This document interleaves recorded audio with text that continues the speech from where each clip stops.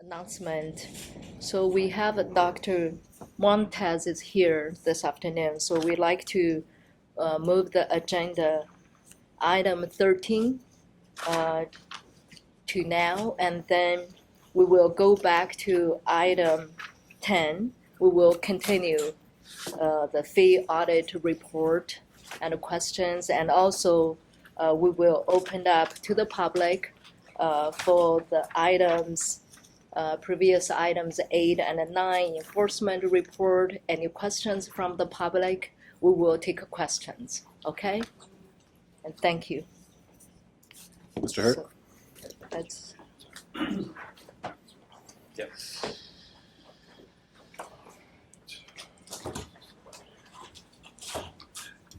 Hello, board members. So this is the licensing report for it's quarter 4 and year-end, fiscal year-end, July 1, 2018 through June 30th, 2019. So in regard to training programs, there are currently 35 approved acupuncture and educational training programs as defined by Business and Professions Codes, BPC section 4927.5A. And the status of current curriculum reviews, curriculum compliance status of fiscal year 18-19, and these compliance reviews are programs that have been approved but have not gone through the compliance based on the changes due to SB 1246 and the new requirements. So there's 28 programs now that are in full compliance based on that. One out-of-state program is currently actively working with staff in curriculum compliance review process. The remaining 6 training programs are in compliance review, have submitted their curriculum and clinical corrective actions to the Acupuncture Board, and are pending staff review for their curriculum. All of those programs are out-of-state programs currently. All approved educational and training programs requesting curriculum changes after January 1st, 2017 are required to complete and submit the application of board review for curriculum. This item will be addressed more specifically when we talk about the regulatory updates, specifically in regard to 1399-439. So for new applications for board approval of curriculum, the board did not receive any applications for board approval of curriculum in quarter 4 fiscal year 18-19. There were 10 applications for board approval of curriculum received in fiscal year 18-19. 2 of those were new doctoral programs, and 2 of them were new, actually, master level programs. Programs have averaged 3 application submissions to reach full compliance when they're going through the curriculum review process. And one of the reasons that it's like that is we have a small 30-day window to report those, and so if we're not able to complete that within, then it's necessary to submit a new application. So initial curriculum applications are currently under review. A new one for the American College of Traditional Chinese Medicine at the California Institute of Integral Studies. It's a doctoral program in Chinese medicine, a DACM program.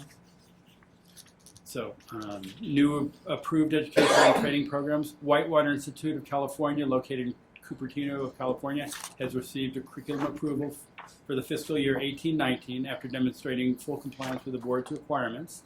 The program also received the approval to operate from the Bureau of Private Post-Secondary Education. In addition, in quarter 1 fiscal year 1920, Whitewater submitted a name change request and a letter of intent to pursue accreditation from the Accreditation Commission for Acupuncture and Alternative Medicine.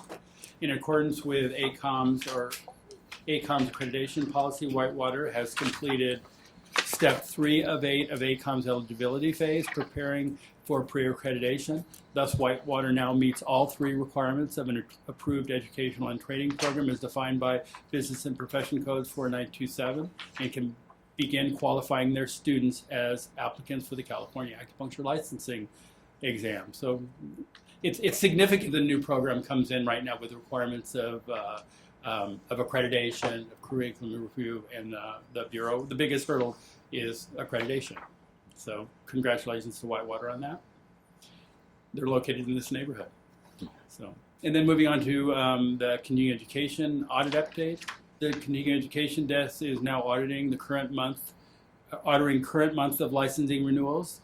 Board staff are randomly selecting 5% of the renewing population of licensees every month. So to date, the months of February, May, and June 2019 have been initiated. Those ones will be coming through, and we'll have some data in terms of what's going on with our audit reviews and in future reports. And the staff will report those as they become available. Just an overall continuing education update. In quarter 4, the board received 706 course applications for continuing education in quarter 4 fiscal year 18-19.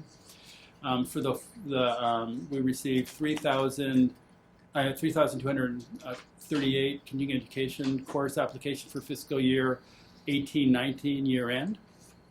And then currently at the year end, quarter 4, we had 574 continuing education providers with current and value approval status. For a tutorial program update, there are currently 45 active tutorials in progress. It's just to drill down the tutorial training statistics. In quarter 4 fiscal year 18-19, there was 1 program completed. 1 new tutorial program gained approval. 3 applications are pending review. 5 incomplete applications are pending further documentation.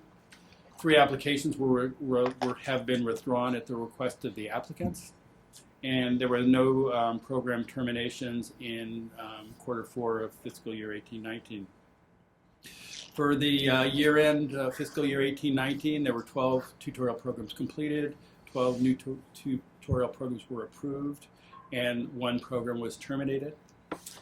And then the last part of my report is KL examination statistics, which people have been waiting for, and we finally are able to report. So for the period of the KL examination from the period of 10/1/2018 through 6/30/2019, and this is the period post-instituting of computer-based testing. I'm just going to give overall totals for the program. So for first-time takers, there was 329 that passed and 39 that failed, and that was a total of 89% overall. And a total combined of test takers, we had 388 pass of total, and 85 failed. So overall, there were first-time test takers in that period were 368, and the combined totals were 473. The listing by school, individual by school, will be available on the website. I do have some copies here. There's one in the public copy that will release so that the training programs can have access to that. And as you look at, there's just one correction to make on the listing.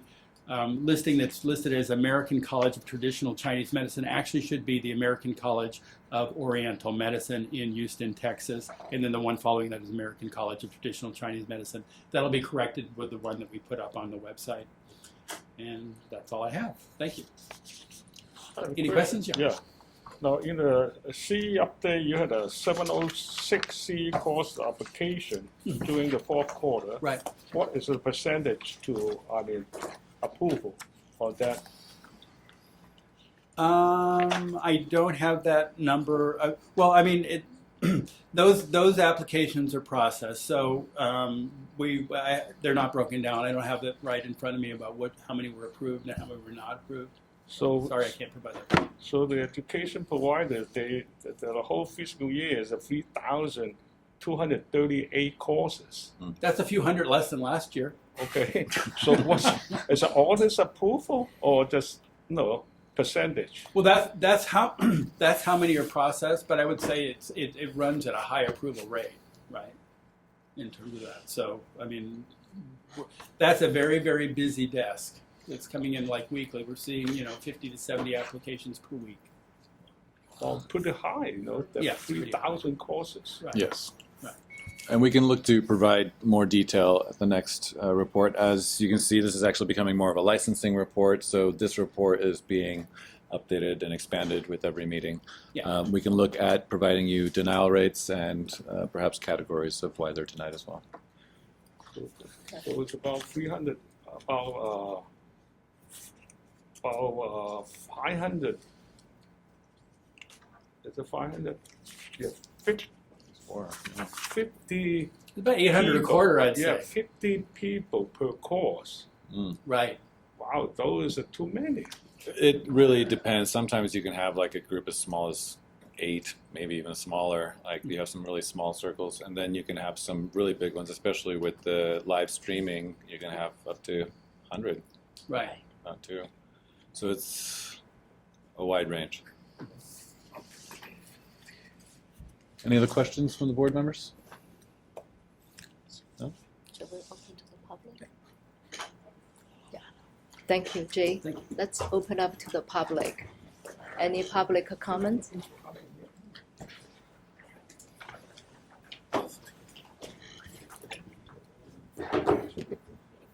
Philip Young from Nine Star University, and also on behalf of AACMA, American Association of Chinese Medicine and Acupuncture, I bring the some questions from the AACMA about the CEU, just like a board member mentioned.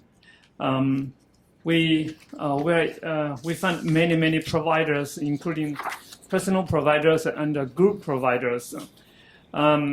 We think it's necessary to raise the standards to approve the providers, because the providers provide different teachings and different prices.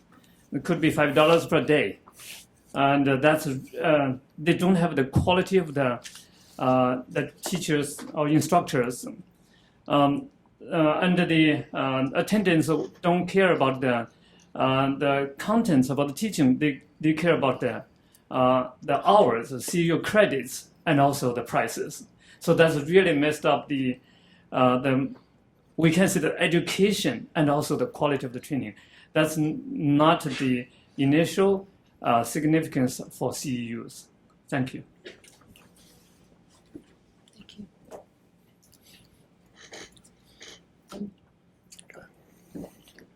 Any other public comment? Seeing none. Take us back. We'd like to open it up now based on Dr. Montechi's point of order of going back to item 7, the meeting minutes, to see if there's any public comment on the meeting minutes themselves, since we did not request that originally. Seeing none, we'll move on to public comment for item 8, which was also not received or requested by the board, on the executive officer's report, including the budget update, staffing update, and the board member services. Seeing none, we'll move on to the enforcement report, item 9, for public comment.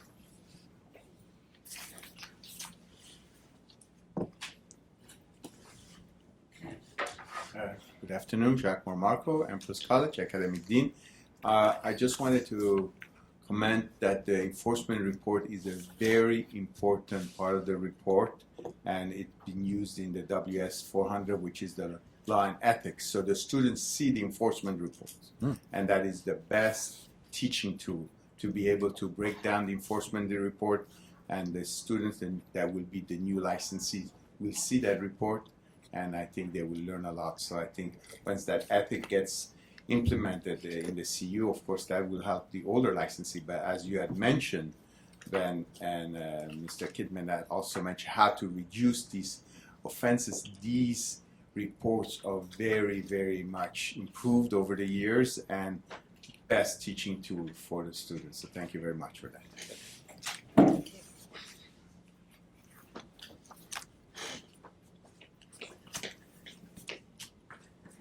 Philip again also bring the suggestion from AACMA for the education for the public or for the practitioners. AACMA have a suggestion that we can enhance the education for laws and regulations, and maybe give each of them or the booklets for the laws and regulations or updates or something. Thank you.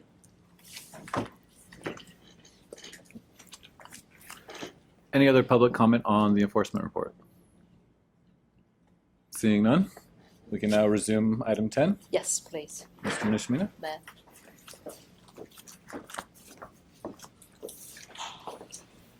Thank you. So we're back on item 10. I want to look at the last 4 pages, starting with the fourth to last. It's also in these that I handed out to you. It's the remaining 4 worksheets. They're blown up for easier reading.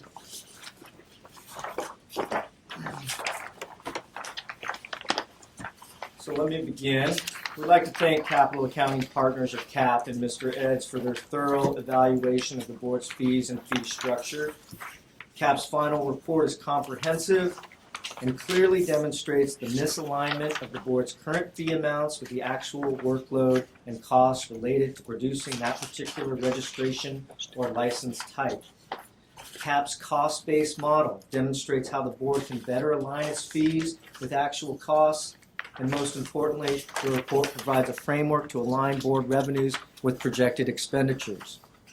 Under this proposal, the board proposes to establish a statutory fee range structure with fees initially pegged at the lowest end of the range, or fee floor. We are calling this floor V1, and also a higher fee cap level, which we are calling cap V2, or version 2. This fee range structure will allow the board to align its revenue with projected expenditures and thereby eliminate the structural imbalance, while also providing for potential growth and resources to meet unanticipated costs. Now, before we dive into the worksheets, I want to make a couple of comments. First, I would like to say that board management and staff are dedicated to serving our licensees and ensuring the safe practice of acupuncture in the state. We recognize any fee increase will have an impact on stakeholders, and we take this proposal seriously. As a result, we are committed to constantly examine and evaluate our workload processes and statutory mandates to, number 1, make sure that we are doing things as efficiently as possible, and 2, that we're doing things that we're supposed to be doing and not doing things that we shouldn't be doing. So we're asking ourselves, what are we doing, why are we doing it, and how are we doing it? We're asking these questions every day. And we would like you board members, as well as all of our stakeholders, many of them here in the room today, to do the same and take up this endeavor. I would also like to address the timing of this proposal. If you recall, the board provided the state with a $5 million general fund loan in 2011-12. $4 million was repaid in 16-17, and the remaining $1 million will be repaid in this fiscal year, 19-20. Under current law, any outstanding general fund loans must be repaid before a board can increase license fees. As a result, the 2021 fiscal year is the first opportunity for a fee increase. Are there any questions about the timing? Okay, very good. Let's look at the V1 floor. You should see a V1 floor in green on the top right of the page. So for this chart, we took the information in the CAP report, Appendix 1, and condensed the information and removed any non-fee related revenues. The information and the numbers are the same, it's just condensed, and then we've added some items which I'll go over. At the bottom of the page, middle of the page, we've added in the revenue target, shaded gray, of $4.7 million, which is identified in CAP's report in the chart on page 6, where it's displayed $4,721,000. Okay, so let's begin on the left side of this chart. The first 2 columns are descriptions of the registration and license type. For example, the first line in the second column shows duplicate renewal receipt. Do we all see that? Okay. The second column, the second column displays all the board's fees. So we go down endorsement, duplicate cert additional office, Cee Provider, so on and so forth. Moving to the right, for that top duplicate renewal receipt, we see a number 112. This is the actual workload volume. In other words, we processed 112 of those applications last year. For the endorsement, we processed 148. If we drop down about middle of the worksheet, we see a number 5870. Those are our biennial renewals per year. Moving to the right, The fifth column, this is the total assigned cost per unit. This is the total cost that the report identified as the cost per unit for that registration type. So this includes the personal services, administrative overhead, everything to produce that unit. So for the duplicate renewal, it cost the board $54 to produce that registration. The next column to the right, which is shaded yellow, shows the current fee amounts charged by the board. So for duplicate renewal, we're currently charging $10. Moving one more column to the right, all in red. You'll see that they're all in red. This is the net loss per unit that we're on that particular fee. So for the duplicate renewal, every time we produce that, we lose $44. As you can see, the board undercharges for every fee type we have. I would also like to highlight a few of the fee types here. Let's look down middle of the page, the application fee, application supervisor and trainee. This is the board's tutorial program. You can see that we are currently charging $200 for the supervisor and $25 for the trainee. However, the board's actual costs are $11,334 for the supervisor and $11,363 for the trainee. So the board loses over $22,000 every time we process one of these program applications. Do we all see that? Now let's go down a few more lines to the biennial renewal fee. This fee is the board's biggest revenue driver. And I'd also like to note that the renewal fee is different from all other fees because it's a catch-all, and Mr. Eds spoke to that. All of the other fees need to be pegged at an amount close to the actual cost to produce that fee. With the one exception is the renewal fee, and that can be a catch-all for either enforcement-related costs and or offset any other program costs. So if we didn't want to charge the full $11,000 for the tutorial program, that cost would have to be redistributed to the renewal fee. Does that make sense? Okay. The next column, moving to the right, this is the total annual cost revenue at cost per unit. So this would be, if we were charging the $54 for the duplicate renewal, we'd bring in $6,089. What we're actually bringing in is $11,020 based upon the $10. So we're losing, again, this is the third column from the right, all in red, we're losing nearly $5,000 for per year for the duplicate renewal receipt, and so on and so forth. You can go down below and you can see for the training program, we're losing over $600,000 each year.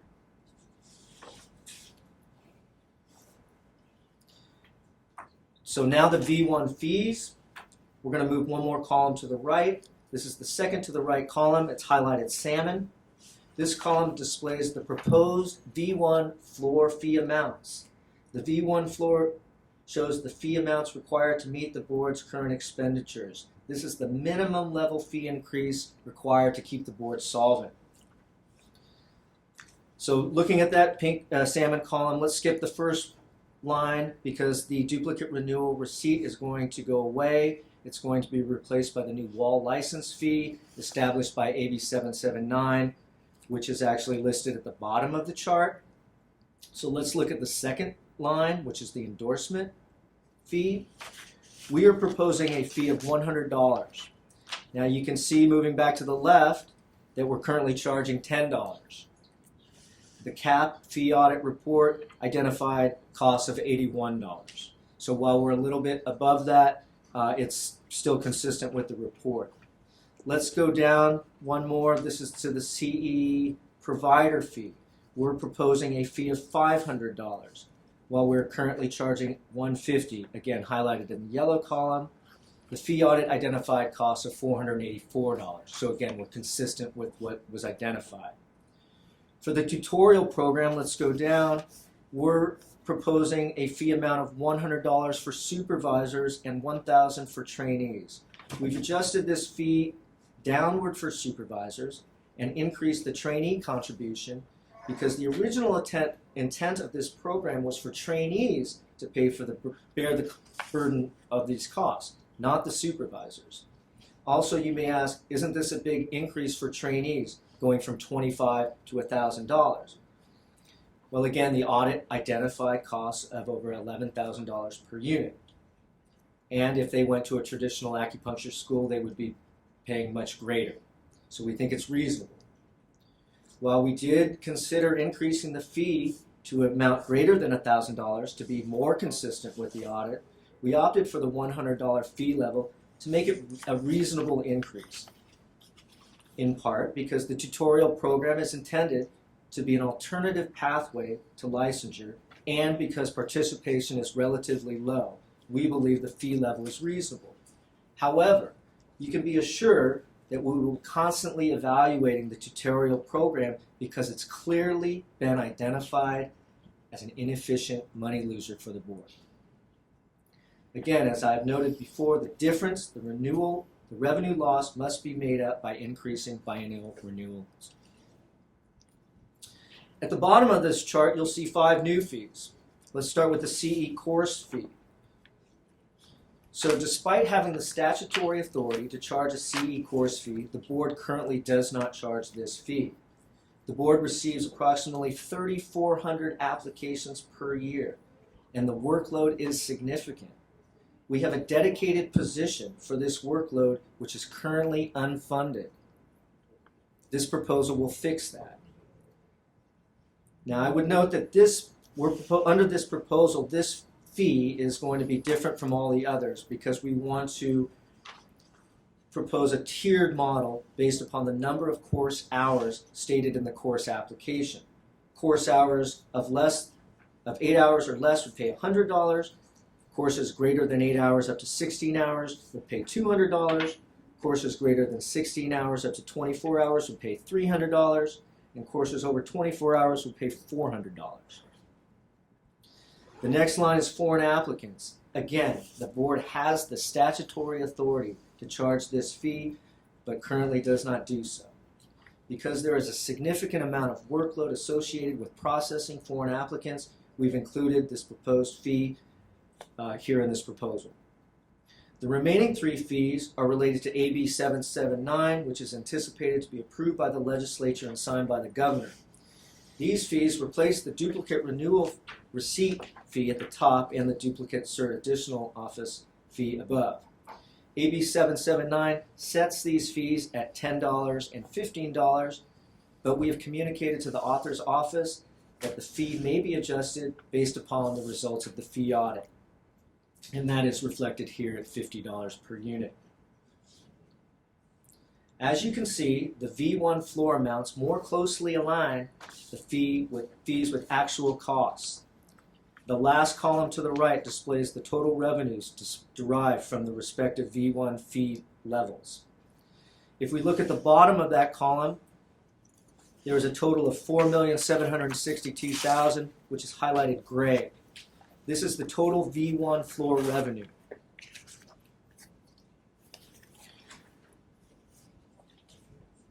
As you can see, this is consistent with the revenue target of 4.7 as identified in the CAP report. The number below the 4,762, which is highlighted beige, the $2,134,000, this is the difference between the board's current revenues and the V1 floor revenues. This will make more sense when we look at the fund condition statement, but I just want to draw that to your attention now. Do we have any questions about the V1 floor model? Okay, now we can look at the next page, which is the fund condition statement, so you can see the impact. So let's start with that beige strip in the middle. For the 21-22 year, that's the first full year of the new fees. We see a number 2135. That is the same number as from the previous page. That was the incremental difference at the bottom of the V1 floor, also in beige.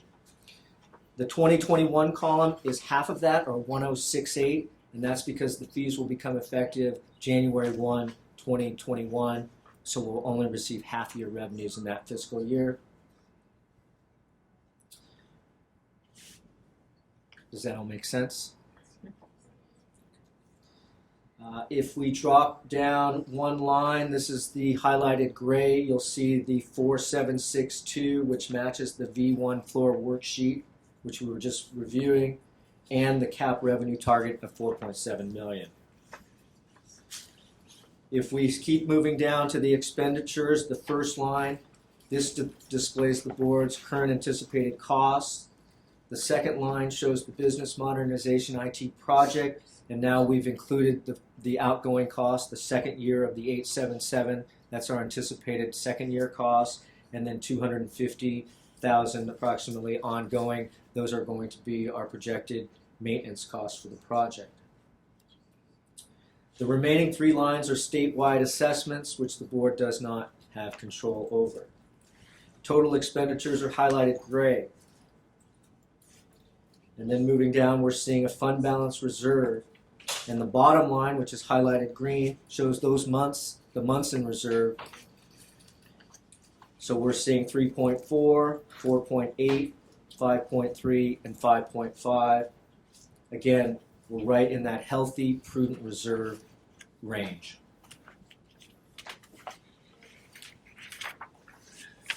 The V1 floor will allow the board to eliminate its structural imbalance and build a stable, prudent reserve. Are there any questions about the V1 floor?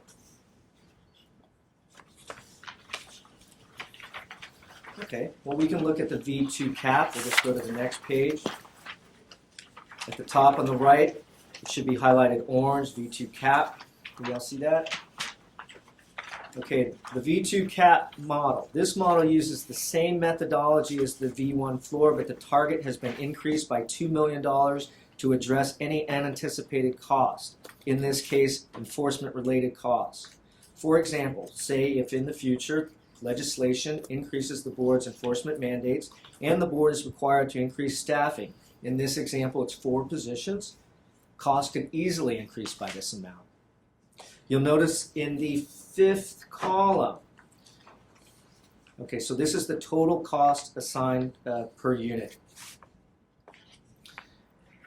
In most every case, it's gone down, and it's gone down because the 4 additional positions have redistributed the administrative overhead to all the units.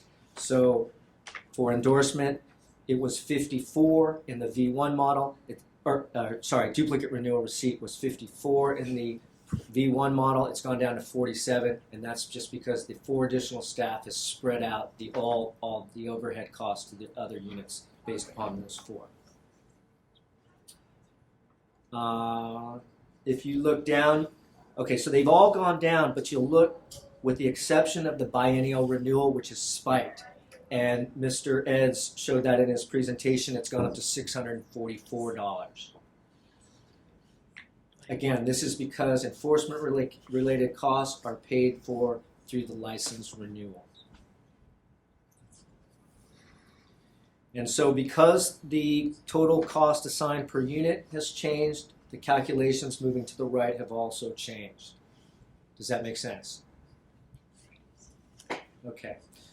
So we can look at the salmon highlighted. This is the V2 cap proposed fee amounts. This is, again, the second to right column. So we've adjusted these fees to a cap. If you go all the way to the bottom on the far right column, again highlighted gray, if we were to implement the V2 cap, we would bring in approximately 6.7 million, which again would meet our target of 6.7.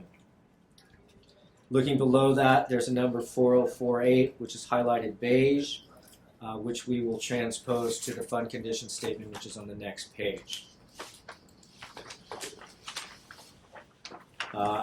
Again, effective, the full year of effectiveness is the 22-21, so there's the 4048. It's half year revenue in the year previous, the 2021 year. If we go down to the expenditures, I've added a third line. Under the business modernization, we have the third line, future potential costs, unanticipated costs. For the 2021, we put in 250. We put in 1.7 million ongoing. So this would be the additional 4 positions, plus what we think are going to be the increase in AG and other enforcement-related costs. If we move all the way to the bottom, again, the months highlighted in reserve, highlighted in green, we are in that nice 3 to 6 month prudent, stable reserve balance range. Are there any questions? So we anticipate that the expenses go up about 25%. So that's why the 6 million is come to compute it.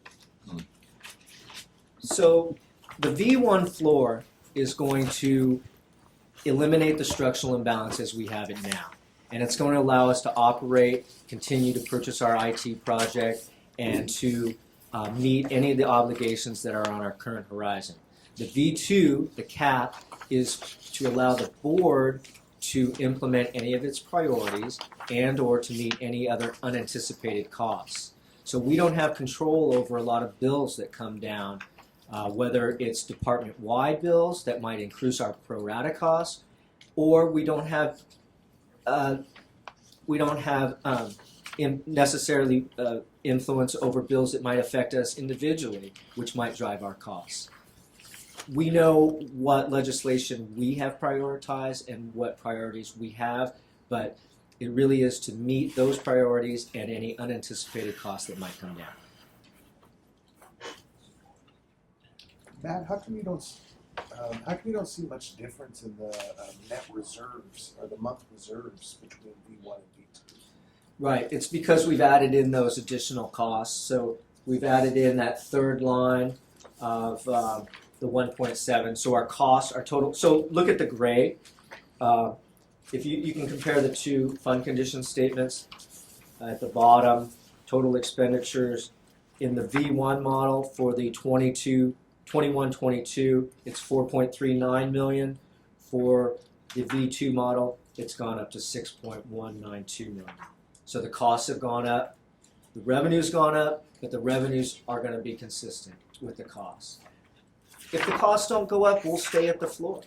So the nice thing about this structure is that effective, if this law is passed, we get a bill, and our plan is to take this model to the legislature and get a bill in the next legislative session, and then the V1 floor would be effective 1/1/21.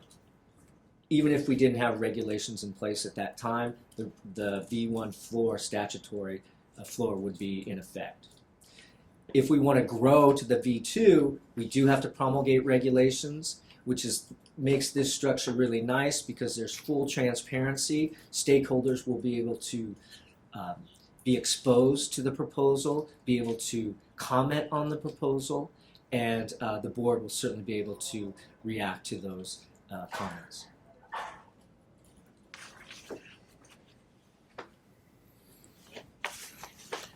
I've got one more question. Yeah. Regarding the enforcement expenses. So currently, the majority of those expenses are paid for the biannual licensing fees.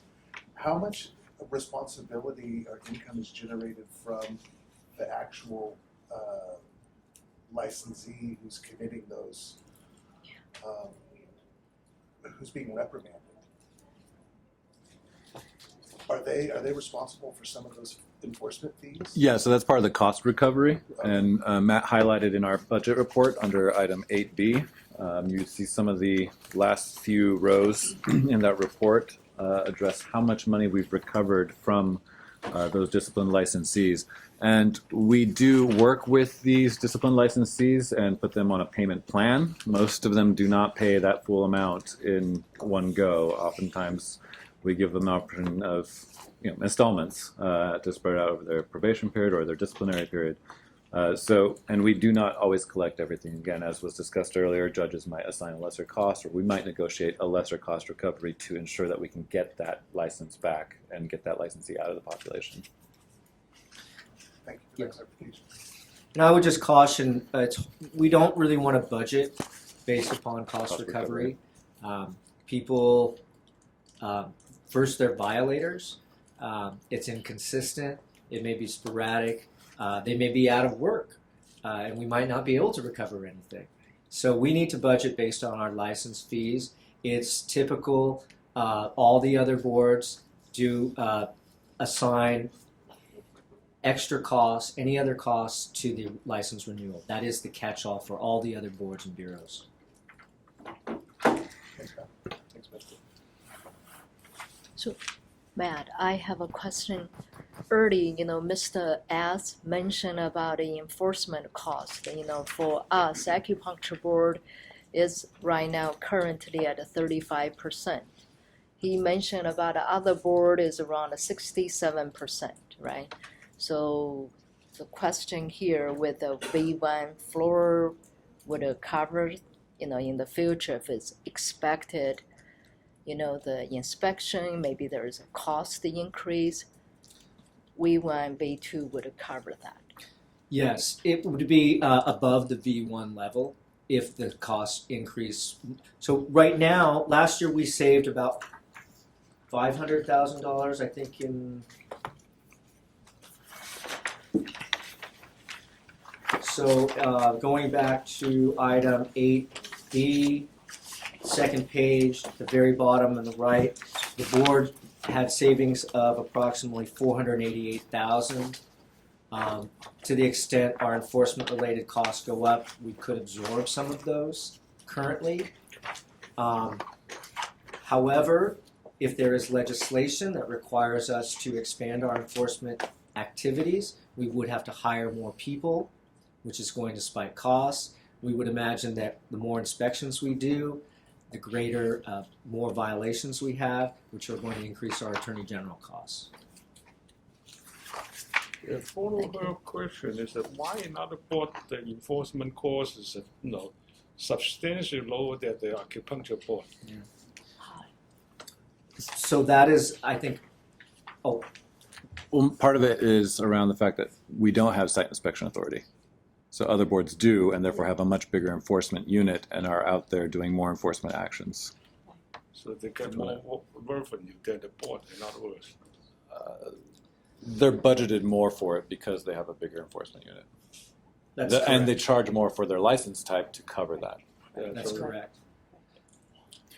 So I would caution doing a comparison analysis rather than a cost-based analysis, and that's because the boards are very different. The medical board is very different than our board. They have a budget of nearly $60 million and some hundreds of employees. They have an enormous enforcement. They have an enforcement staff. They actually have enforcement staff. Some of the other smaller boards, our size, are currently going through fee audits. Some recently went through fee audits and they didn't adjust their fees correctly, and they're having to go back into them and do them now based upon this spike in AG costs. So they're doing emergency fee audits right now. This structure allows us to maintain our operations as we currently have them and then plan for the future or meet those unanticipated costs. So we really think it is a good structure. So we've already heard as an example of unanticipated cost was that AG costs increasing by 33% in October. Additional ones that weren't factored into this, and these are just some of them, is one of the board's strategic plan items is changing the card stock for the license type, right? So we'll have to be negotiating with a third-party vendor, and that'll increase our cost. They're printed on paper now. We want to print them on something different. Additionally, we are working with the department's IT team to allow for our licensees to be able to do online renewals. And we're hoping to get that up before the end of the year. However, the adoption rate is much higher if the board absorbs the cost of the credit card transaction, right? So we are going to be absorbing the cost right now, the way we're planning it. So that's 2 to 2.5% that the board has to absorb, which wasn't accounted for in the licensing fees. Right, so these are just simple, easy examples of what the board has requested to be done in the next now remaining 3 years.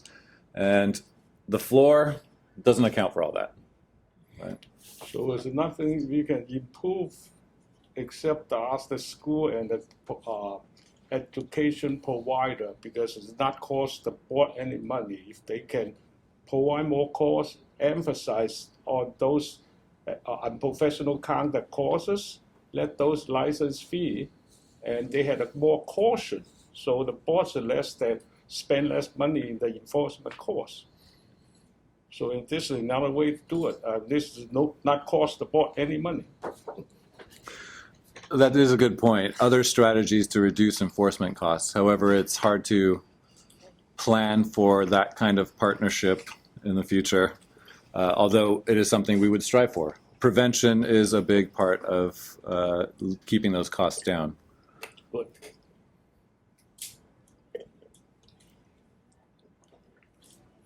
Any other comments or questions from board members?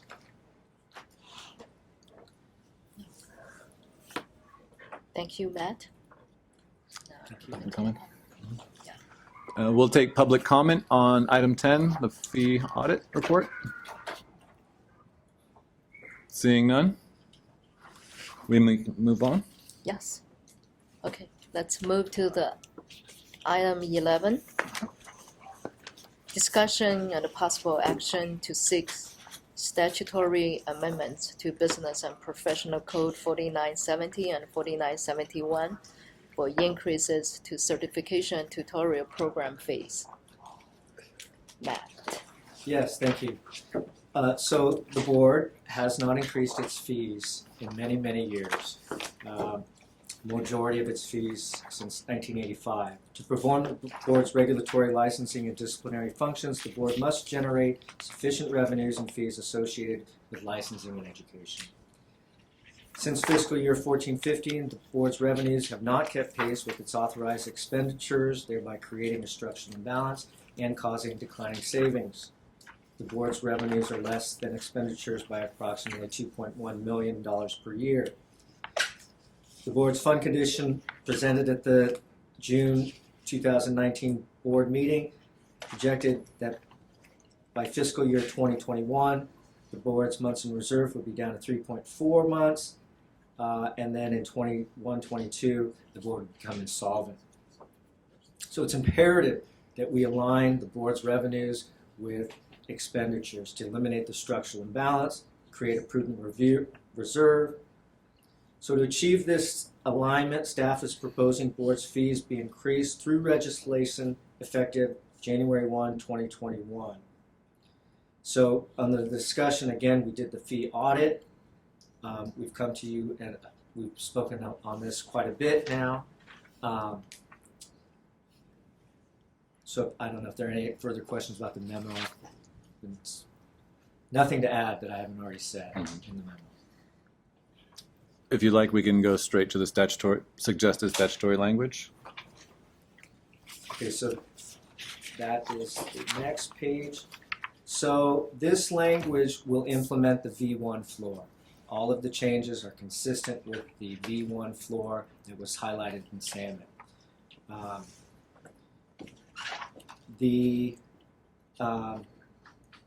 there any questions?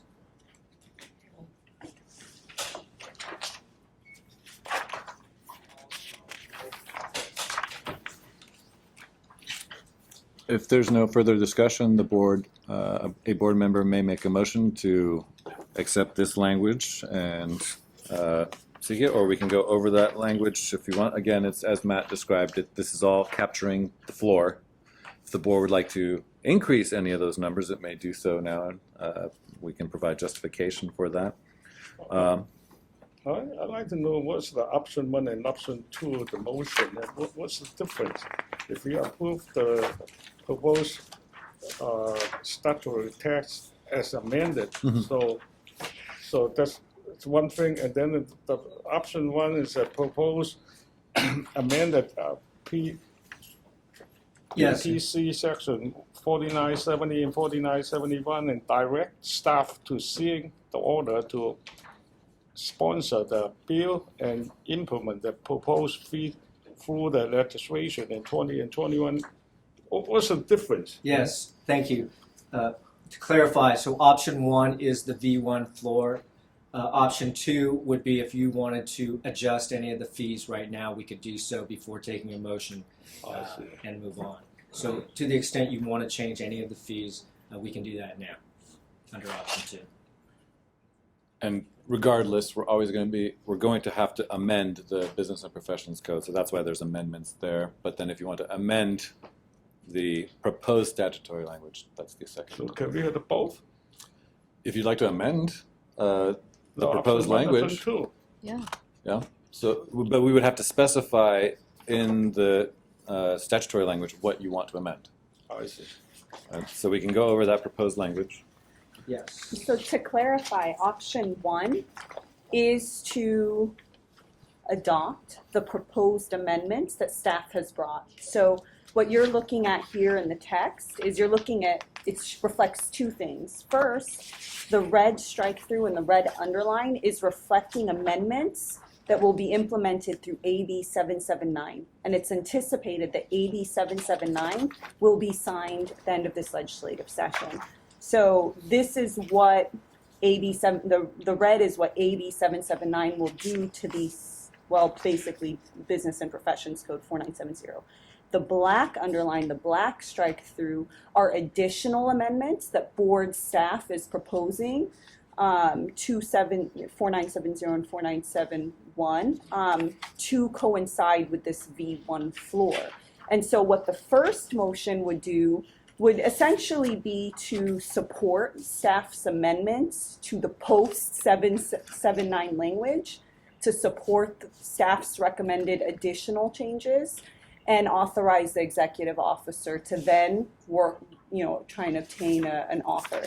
What the second motion is to, again, accept staff's changes, but if there are additional changes that you think, maybe staff didn't capture and you want to see some additional changes beyond what's in red and black here, then you can essentially motion to accept this language, but then clarify, and we would like to see, staff to incorporate these additional edits. If you don't have additional edits beyond what staff is recommending here, then you would presumably go for the option 1 motion. Okay, good, thank you. You're welcome. So the option 1 looks like double insurance. Covering the bases. Yep. That's good. Let's make a motion. Yeah, I make a motion on the option 1. Option 1? Yeah. Motion to approve proposed amendment of the BPC section 4970, 4971, and direct staff to send the order to sponsor the bill to implement the proposed fee through the registration on the year 2020 and year 2021 registration calendar year. May I ask that I also be delegated, if you so wish to bestow the authority to negotiate with the legislators, any changes here, and I can bring that back to the board? Yes. Yeah, you can negotiate, but Excellent, thank you. I second. Francisco Kim seconds. Public comment? Seeing none. Madam Stadley, if you could please take a roll call vote. Right, so they're delegating authority to you to negotiate with. The author language for the fee. Thank you. Okay. So Dr. Mateki, Yes. Chan, yes. Janina, Yes. Barbadian, Kim, Yes. Lee, Yes. Osorio. Yes. Thank you. Motion passes 6-0. Option 1, as written, with Ben delegated to negotiate with you. Thank you. Yes. Thank you, members. Thank you. Thank you, Matt. Move to the second. Item 12.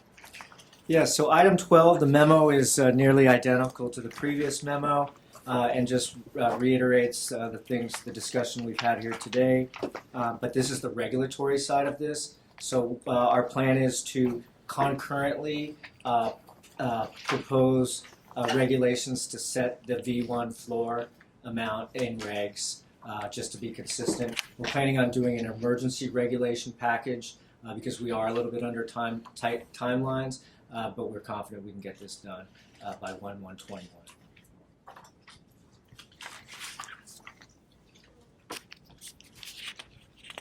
And so to clarify, an emergency rulemaking package is a little different than a regular rulemaking package. An emergency rulemaking package essentially streamlines the process. It allows the board to submit to the Office of Administrative Law review earlier, but there are additional requirements in order to pursue an emergency rulemaking package. The definition is that it means a situation that calls for immediate action to avoid serious harm to the public health, safety, or general welfare.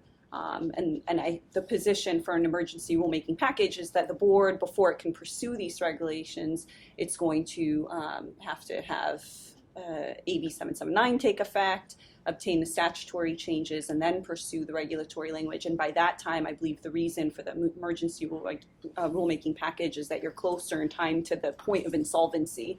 Right. And so it's to cover the bases. The emergency is our insolvency. Yes. Thank you. Thank you. And that's an emergency because it doesn't help with public protection. So, Right. Just to clarify.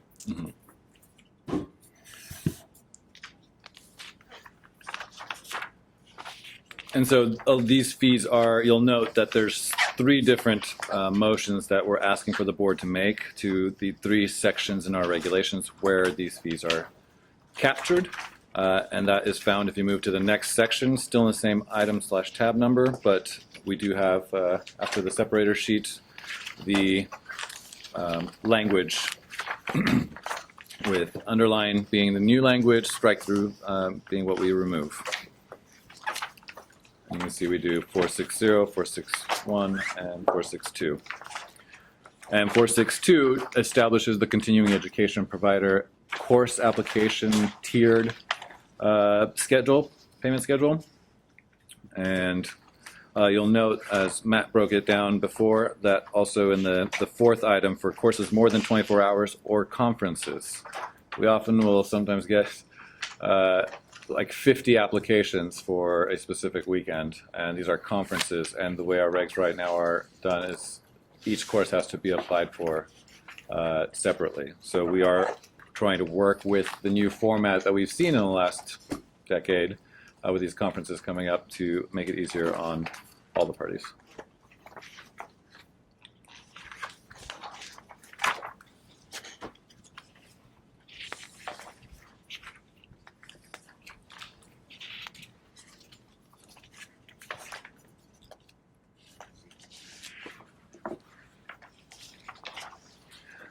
I also want to point out that it's within the board's authority to raise its delinquency fee. We do not need additional statutory authority. Forgive me, I forget the statutory code, but it does allow us to increase the fee to $150 or half of the renewal fee, whichever one is less. So we are requesting that we move from a $25 late fee for a professional license to $150 to underscore the importance of staying current and not practicing without a license.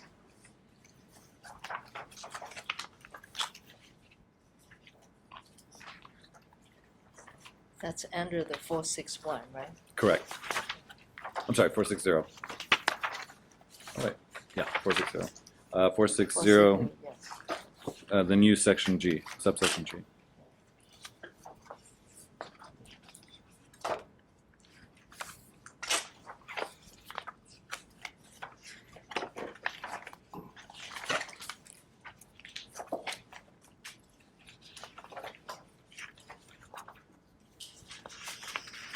After the board has had a chance to review these further, we would be willing to entertain a motion, starting with 1399 460, if the board members so choose.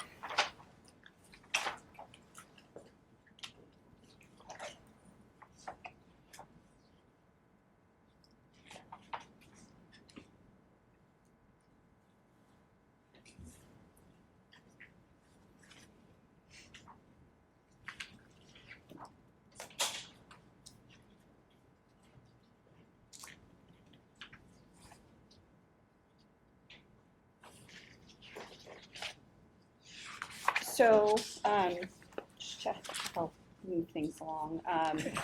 1399.460, start with that. And what you're looking at here is essentially, I think, implementation of the V1 floor.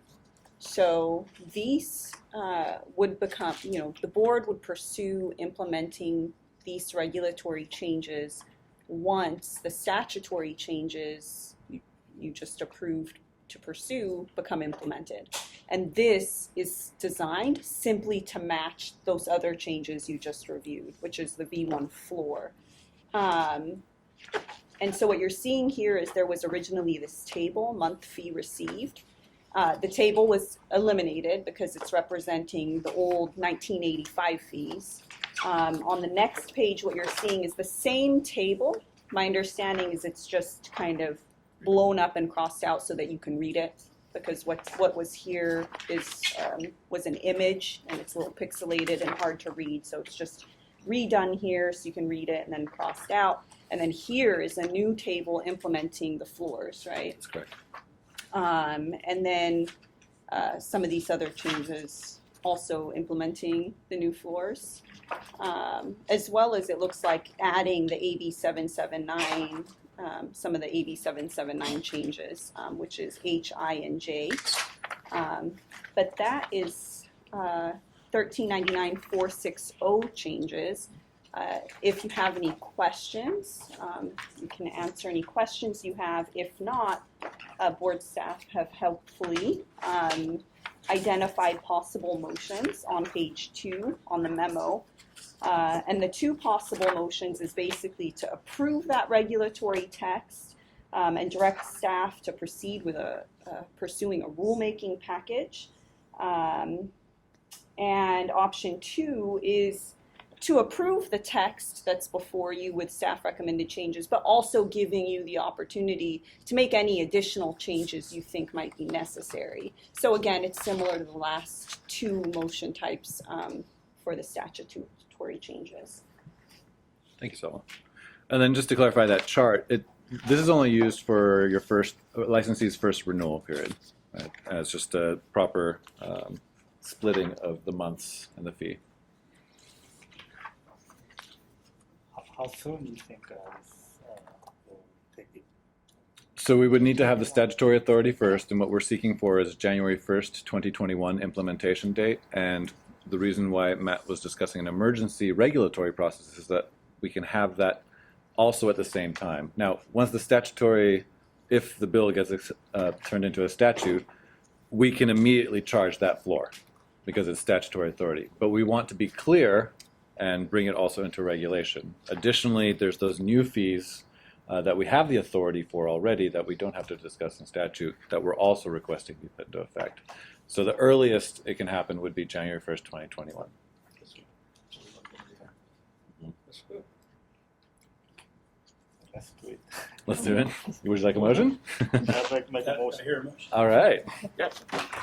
please. Motion to approve the proposed regulatory text for Title 16, CCR Section 1399.460, direct staff to submit the text to the Director of Consumer Affairs and the Businesses, Consumer Services, and Housing Agency for review, and if no adverse comments are received, authorize the executive officer to take all steps necessary to initiate the rulemaking process, make any non-substantive changes to the package, and set the matter for hearing.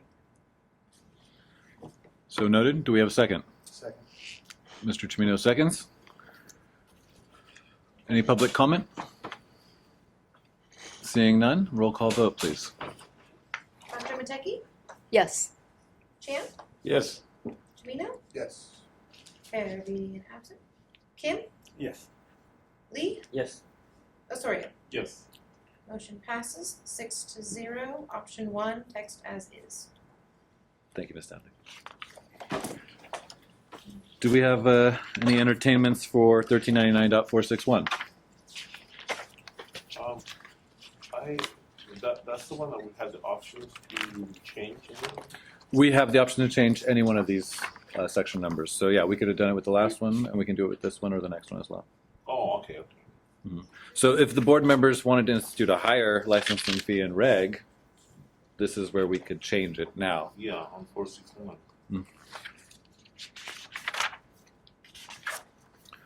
So 461 would deal with the tutorial program itself.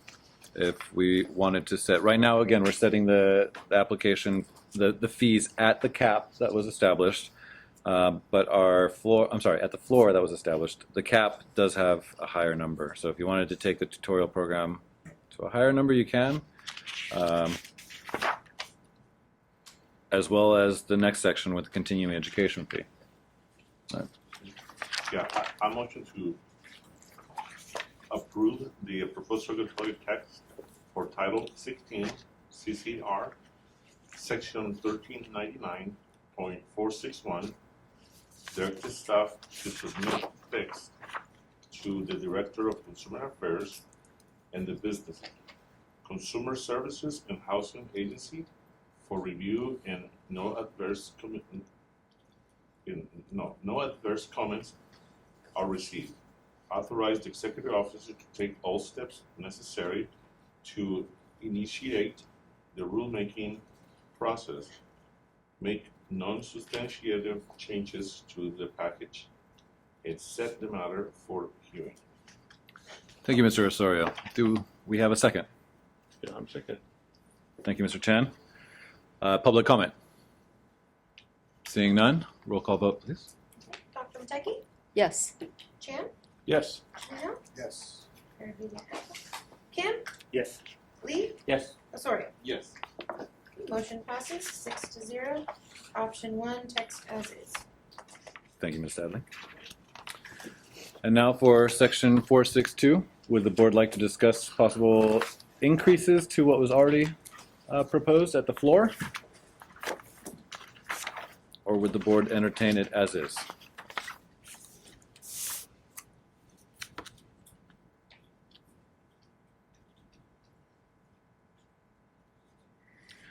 Keep in mind the board has the ability, if we do find legislation that gives us a floor and cap, to again go through the regulatory process at a later time to raise this fee even higher.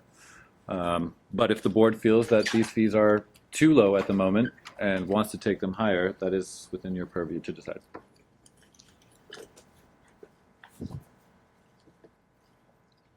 So I make a motion. Okay. Yeah. Motion to approve proposed regulatory tax to the Title 16 CCR Section 1399.462. Direct staff to submit the text to the Director of the Consumer Affairs and the Business Consumer Service and Housing Agents to review, and if no adverse comments are received, authorize executive officer to take all the steps necessary to initiate the rulemaking process, make any non-substantial change to the package, and set the matter for hearing. Thank you, Mr. Chan. Do we have a second? Second. Thank you, Mr. Kim. Any public comment? Seeing none, roll call vote, please. Dr. Mateki? Yes. Chan? Yes. Chino? Yes. Absent. Kim? Yes. Lee? Yes. Osorio? Yes. Motion passes 6-0. Option 1, text as is. Thank you very much, members. Thank you, board. you. Thank you very much. Thank you, Matt. So let's take another 10 minutes break.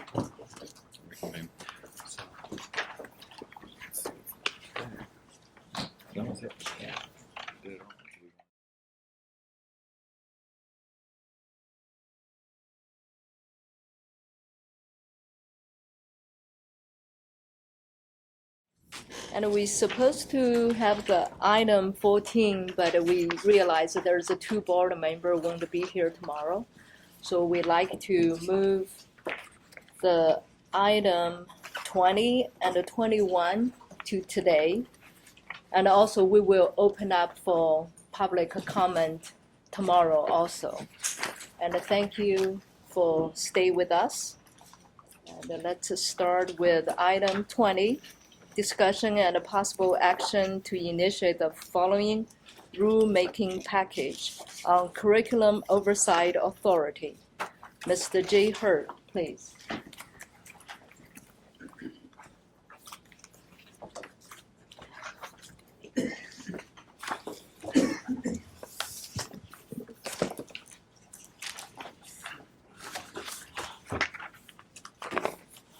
Okay, thank you. So I'm going to start. There's a bunch of different pieces to this part, and so there's a first and overall memo, and then we're going to go through each item individually. So I'm going to start with the overall memo just to give a good background of sort of where the board is going with this.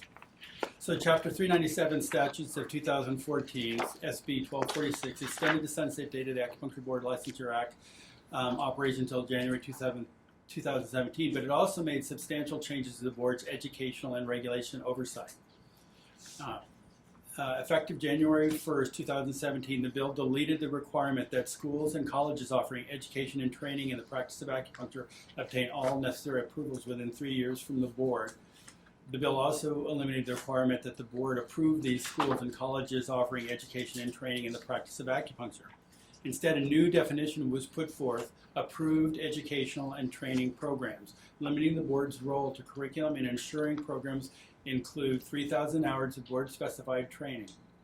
The other parts of the approved educational and training program are approval from the Bureau of Private Post-Secondary Education and other out-of-state or the equivalent of in out-of-state of the same kind of government educational authority, and they're granted accreditation or pre-accreditation status by the Accreditation Commission of Acupuncture and Oral Medicine, and also with the ACOM approval, the approval requirement is low to the it's just to a letter of intent to pursue accreditation from ACOM. Now, earlier in my other report, in my education report, I did flesh out what that is. I think it was step 3 of their standard. I can actually, you can refer back to that later. Anyway, there's a letter of intent that's required by ACOM that they verify with us directly. The board already has enacted many of the necessary amendments and deletions to the existing regulation, including California Code Regulations Sections 1399-436 and 1399-437, to remove inoperative sections related to the board-approved training programs and to allow curriculum application and review process. However, further staff and legal review was conducted, identifying additional areas of the board's regulation and require amendments to align with the changes of SB 1246 and the loss of training program approval. The Education and Research Committee met on June 13th to discuss the staff's suggested amendments and regulations to SB 1246. And the Education and Research Committee recommended approval of the following amendments and directed staff to bring the language to the full board. Subsequent to that, the board actually, board staff and legal identified additional items that could be included in this. And the Education and Research Committee met on, date. It was Thursday, August 8. An email was presented of the changes, and the members of the committee voted to adopt the changes as shown on Tuesday, August 13th, and they're included in these amendments. So when we go over them, they'll be included there. And just to give an overall view of what was done, the major thing they have done here is number one, to have our regulations become in alignment with statute. The other one is to eliminate duplication. And there's 2 forms of duplication. Sometimes things are duplicated in our regulations, so we say it here and we say it there. So we're trying to eliminate those duplications. The other one is duplication of oversight. Like for example, as ACOM is one of our approval partners, or BPB is our approval partners, we don't need to duplicate those kinds of oversights on the board. And then the other one is clarity. There's a number of different pieces of clarity. Some of it is reordering to flow better with the basic subject matter, and those will come up. You'll see that kind of reordering. There's also rewriting in a way just for clarity within a sentence of the non-substantive changes. So that's kind of the basic kinds of things that we're going to work with. And then the last other thing is there are some very small items that have been added, right? And so those ones, when something's added, I'll try to do some particular, light on those pieces. Okay. So then starting with the first piece of this is the discussion amendment Title 16, California Code of Regulations, 1399-415. This one, I'm just going to summarize it really quickly. 1399-436 has been repealed, and there was a reference in this. So one of the big thing is just to remove that the reference to that was left in our regulations because it's no longer operative. The other piece is that there used to be two standards: a pre-2005 standard and a post-2005 standard. But when the initial regulatory package was done, it eliminated it to just one standard, so there's no more time requirements, and so we're going to be eliminating that. If you turn to the proposed language on the next page, it's apparent what's going on there. I mean, you can clearly see one's eliminating the 436 reference and the 2005 date, and the other one's eliminating another reference to a different timeline. There's one other thing I did want to bring up.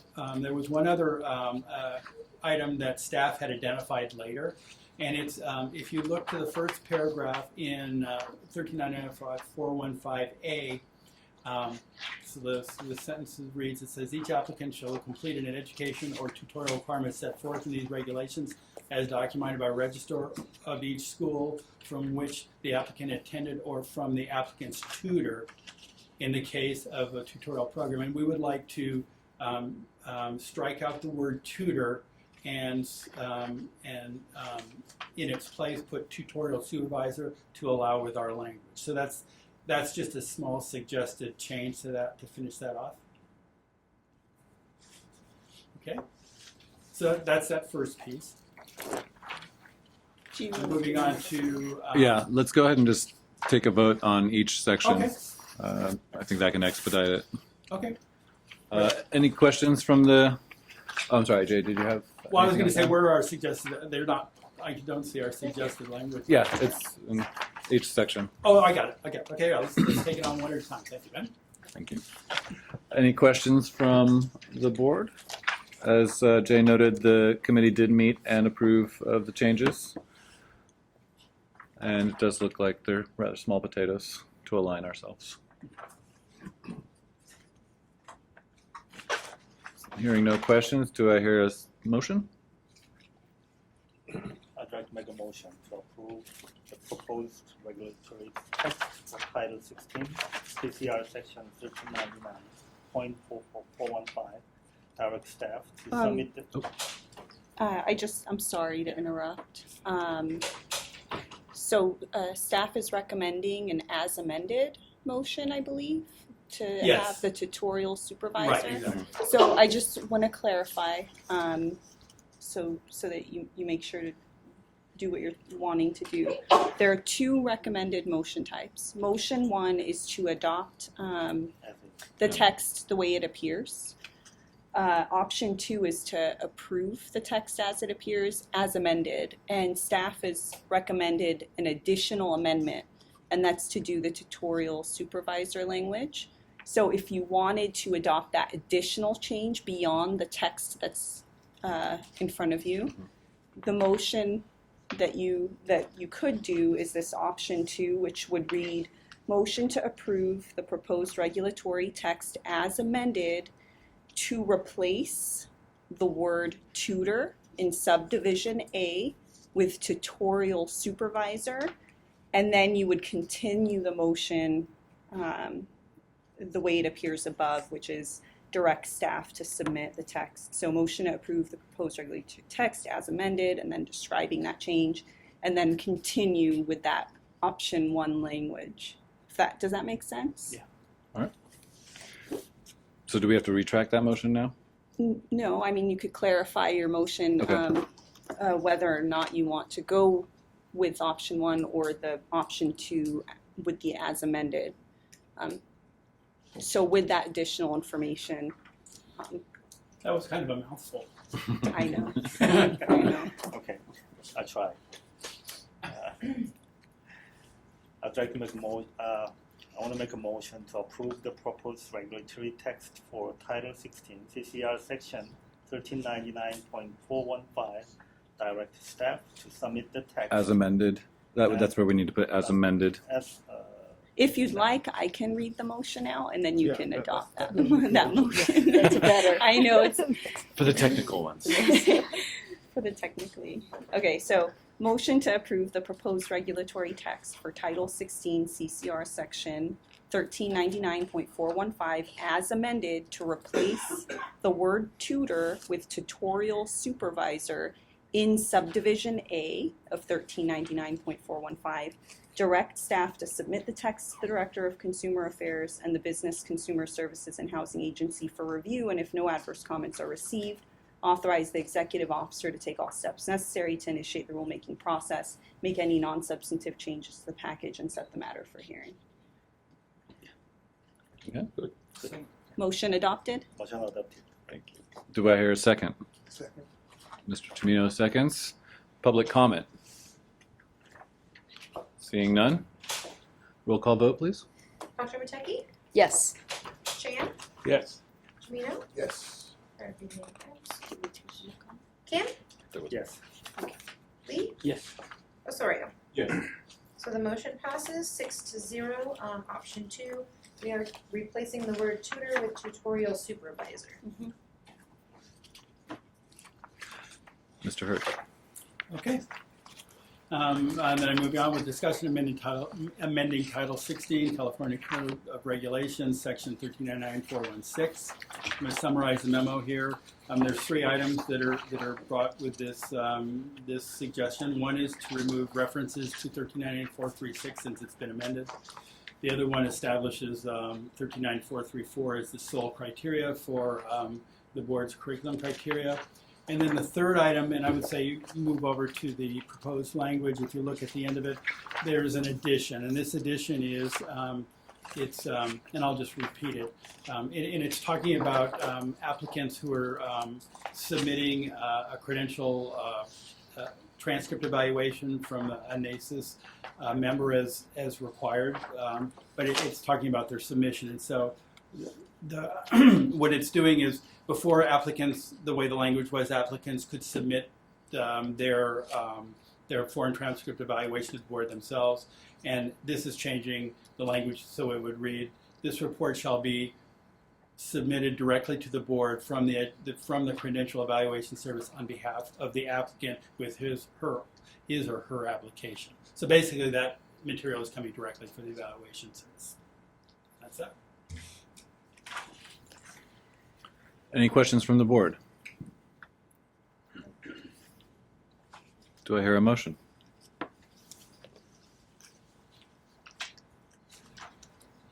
This one's an easy one. Yeah. I take the easy one. So I move to approve the proposed regulatory text for Title 16 CCR Section 1399.416.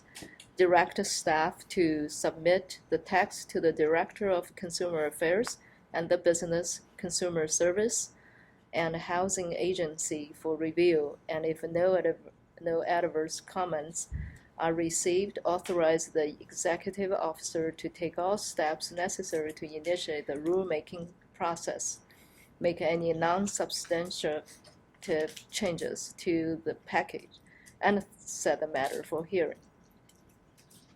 Thank you, Dr. Mateki. Yeah, second. Member Chan seconds. Public comment? Seeing none, roll call, please. Dr. Mateki? Yes. Chan? Yes. Tomino? Yes. Kim? Yes. Lee? Yes. Osorio? Yes. Motion passes 6-0. Option 1, leave text as is. Thank you, Ms. Devlin. Mr. Hurt? Okay, the next is discussion on amending Title 16 California Code of Regulations 139434 and repealing 1399-435. This one has a little bit more moving parts, so I'm going to go ahead and read the memo out, and then I'll go through the items individually just to clearly identify what the changes are. So the Education and Research Committee is proposing to implement amendments to California Code Regulations Section 1399-434 and repeal Section 1399-435. Retain an unchanged regulatory language from CCR Section 1399-435 would move under Section 1399-434 to include amendment. The committee is also proposing retitle the Article 3.5 Acupuncture Training Programs for approval of educational and training programs to align with the statutory term from the Business and Professions Code, Section 4927.5. CCR Section 1399-434 sets forth criteria for approval of acupuncture and Oriental medicine curriculum. It sets out a detailed breakdown of curriculum hours by coursework area that is required of an approved educational and training program. The committee agrees with staff recommendation that the other requirements for approved educational and training program be moved to this section as well. Therefore, the proposed consolidates the two sections for more clarity and improved organizational of all provisions related to curriculum and approval of educational and training programs. And so to kind of re-summarize that, these were split up in two pieces, and actually by putting these together, they're more consistent with what the requirements of an educational training program are as opposed to school monitoring pieces. So that's why this was suggested. So some of these things we're not losing them, they're just going to be tagged on the end of 1399-434. So I'm going to list right now each amendment in alignment and just mention what it is. The first one is retitling in Section 39-434 to criteria for approval of acupuncture and Oriental medicine curriculum to criteria for approval of educational and training program curriculum. This is a simple alignment, as I've mentioned. The next one is all of Section 1399-434 is proposed to be repealed. However, some subsection will move under Section 39-434 as specified below. The introduction of CCR Section 39-435 was not moved under this section 434 because there are no longer different curriculums contingent on the applicant's enrollment date. Therefore, this preamble is no longer relevant. So this is just a simple cleanup. The next one is speaking about the prerequisite of 60 prerequisites of entering a training program, 60 semester units and 90 quarter units. This is allowed to be dropped because that's the exact requirement the accreditor ACOM requires, and so that is a duplicative piece that we can eliminate. There is also the intent on the legislature for the board to move away from some of the issues around school requirements, so it's in alignment with that. And this is sort of true of the next three ones. Section Subdivision B, CCR 39-434, was not moved under CCR Section 434 because this requires duplicative, which is a provision of requiring the Bureau of Private Post-Secondary Education approval to an approved educational and training program. The third one, that's again just a simple cleanup, is in 39-434, there was a requirement by the board for schools to develop a self-study evaluation process, a required training program. This is something that is completely done by the accreditor ACOM, and so again we're removing a duplicative kind of agency problem for our training program, so we can eliminate that because they're already under the they're already being and answering to their accreditor for that particular requirement. So subdivisions D through F of Section 1395-435 have moved over to Section 1399-434 as subdivision I through K, but no amendments. Content or changes. We could go over and look at that right now, or should we do it? I mean, I would suggest if we just looked at the regulatory piece at the last part, you can quickly look at those ones that we're talking about. The starts on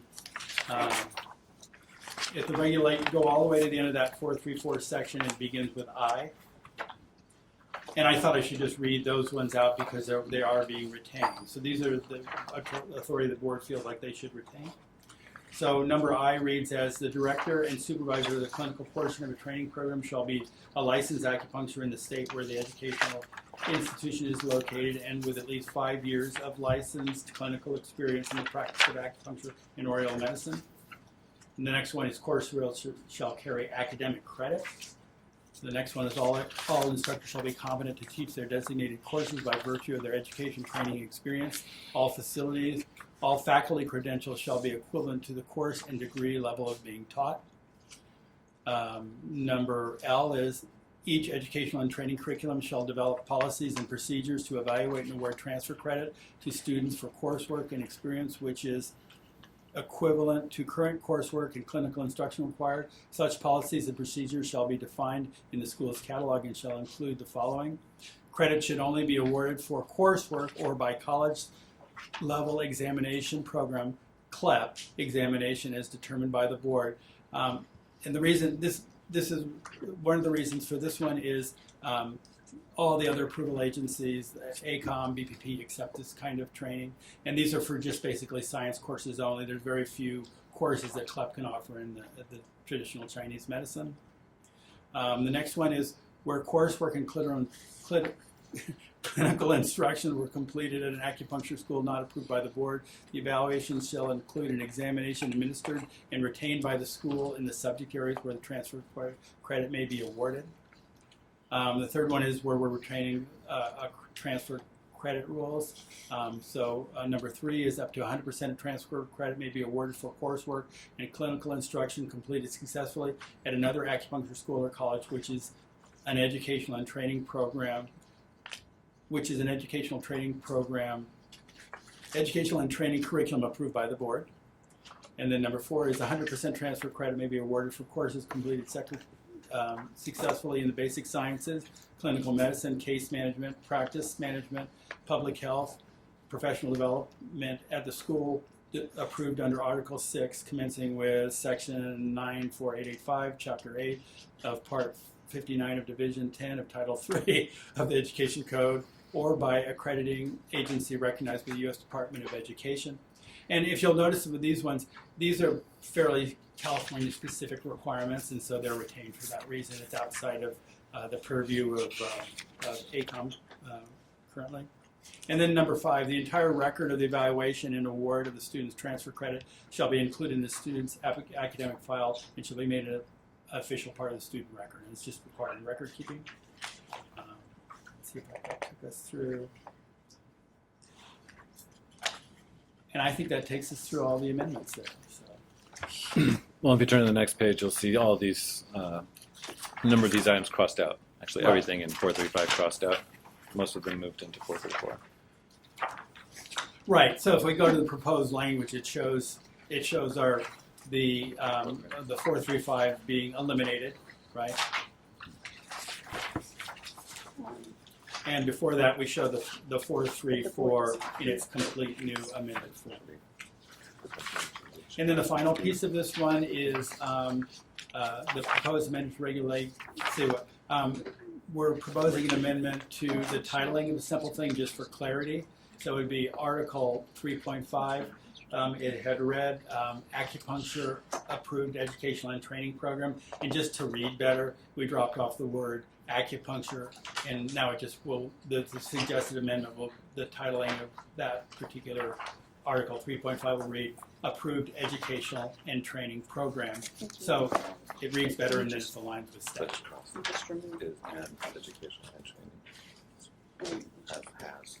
And so there's 2 different possible amendments. The first one would be looking at possible motion for CCR section 1390.434 and 1399.435. And then the second one would be the retitling of the Article 3.5.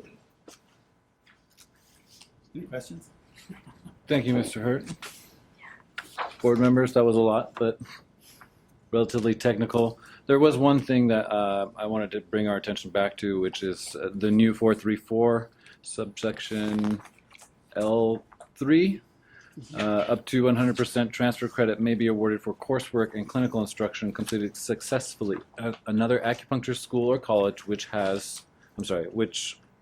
it currently reads, which is an educational and training curriculum approved by the board. I think it's a little confusing. We do educational and training programs or we do curriculum. So I think that if we changed it to which is an approved educational and training program, period. And that aligns with our terminology for that. Thank you, Ben. Thank you. College. Okay, and actually we'll start with, let me read that back to you. It'll start with a comma right after college.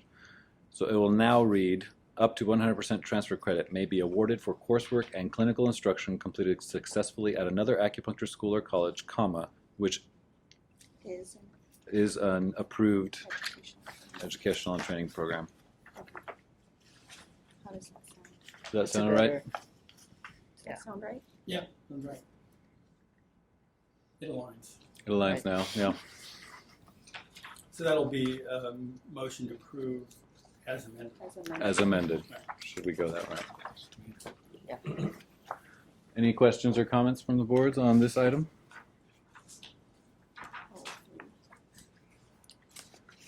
Do I hear a motion on the table? Public comment will happen after the motion.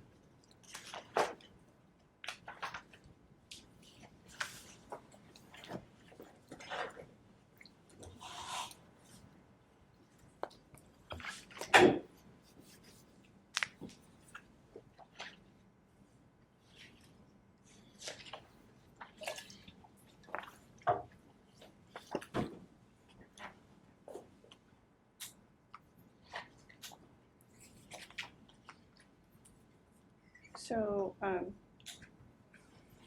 to help move things along, you have two potential options, either for further discussion or a motion. If you're ready for a motion, the two motions that staff have recommended here is to either adopt the text with the changes that staff has recommended. You could also do option 2, which is adopt this text with the staff's changes, but as amended to include that additional change to subdivision L3 to align the language to say which is an approved educational and training program. So I know that this will be a mouthful. So if anyone wants to make a motion to do the as amended version, I can read that out and then you can adopt the motion. That'll make it a little easier. I make the motion. Okay, would you like me to, and what's the motion? Yes, to approve the proposed resolution as amended. Okay, would you like me to read that out? Yes, that was. Okay. Thank you. We have a motion by Mr. Osorio. So we're on 434, so that would be a motion to approve the proposed regulatory text as amended to adjust subdivision L3 of section 1399.434 to read, comma, which is an approved educational and training program.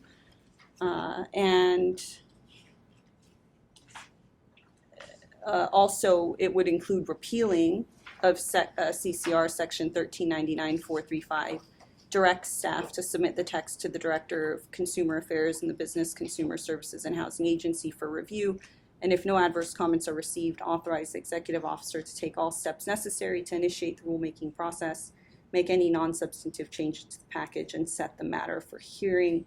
Does that capture your motion? Yes. Do we have a second? Yes. Second. Cisco Kim seconds. Public comment.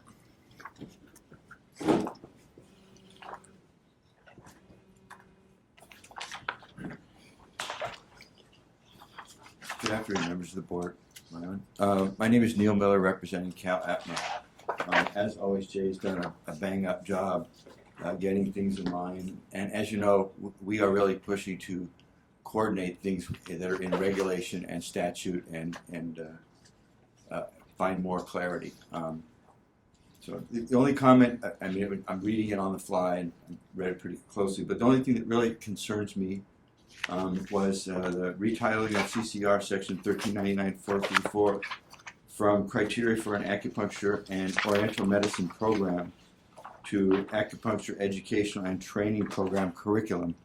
I know that when the original statutes were written and then they added all of the acronyms of whatever's politically correct at the time. At the time it was Oriental medicine and now it's Asian medicine, was to be clear that it included much more than acupuncture. And with the new language here, it is a little ambiguous that we have a full body of what was clinically called Oriental medicine or Asian medicine, and now to say that it's educational training program and curriculum, it doesn't really give a clear picture of the full scope of what it is that we do, and I think it's inconsistent with the laws that were originally written to make sure that it included those additions so that it had the full scope of what is currently called Asian medicine, that body of Asian medicine.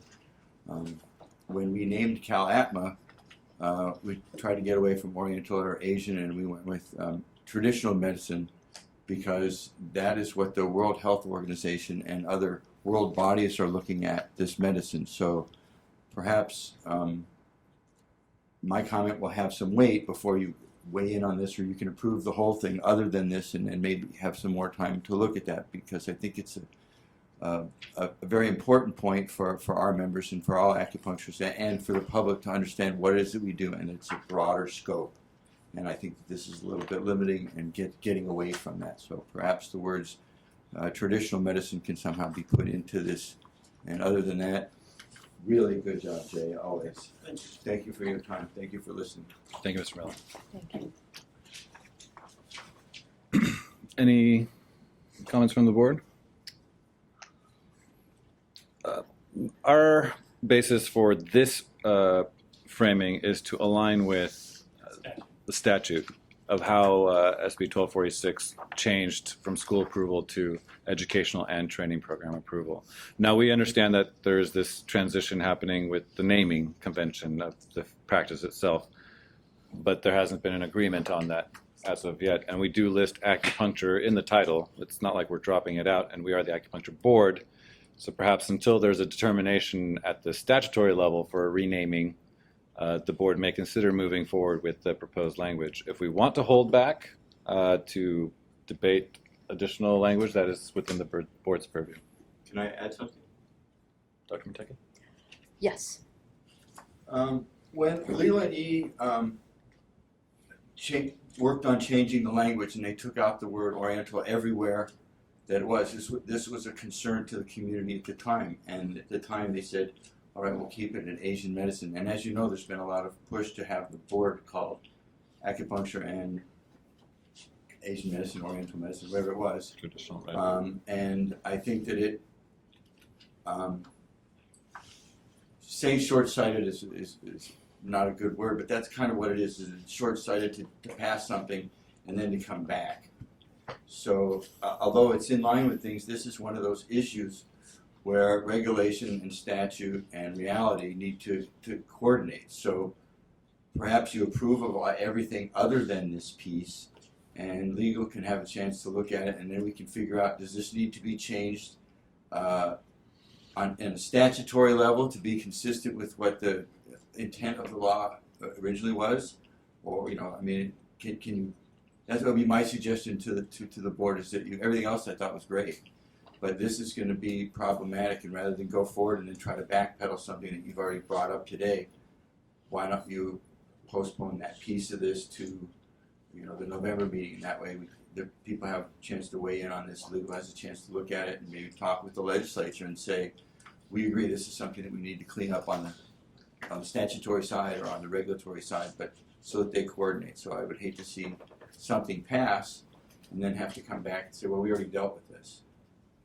And I think it's not being dealt appropriately the way that it's written.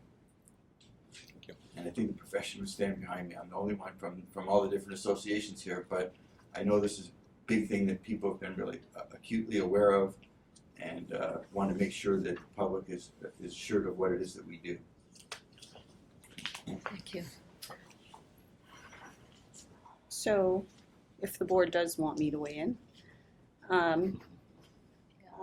I'm fine with the way the title reads. Criteria for approval of acupuncture educational and training program curriculum is specific language taken from Business and Professions Code section 4927.5, and that provision was implemented by SB 1246. And what Business and Professions Code section 4927.5 is that that there is something called an approved educational and training program, and within that, determining what is an approved educational and Training Program, the board's role is to review curriculums. And so this makes it very clear and adds clarity that this section is the criteria for satisfying the requirement of Business and Professions Code section 4927.5. I think not making that change reduces clarity for anyone who is reviewing 4927.5 and reviewing 1399.434 and trying to understand the relationship between the two. And what these adjustments do is ensure that this is specifically in alignment with the Business and Professions Code as it currently reads. Now, if the board wants to agendize for a future meeting, taking up a position to advocate for changes to 4927.5 in order to retain language about acupuncture and oriental medicine, it can do that. But as it currently stands, I think the way this regulation has been adjusted complies with the Office of Administrative Law's requirement for clarity.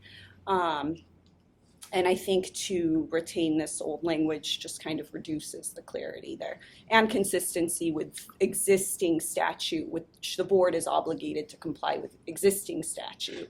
And so, and also I want to, I guess, reiterate what the Ben or the executive officer has mentioned, which is that this says in acupuncture educational and training program curriculum, which would include, I don't find that limiting, that would include the board's entire scope, which if you're arguing it includes traditional medicine or oriental medicine, I don't see that just referencing acupuncture, which is everything, or the board's entire role as limiting.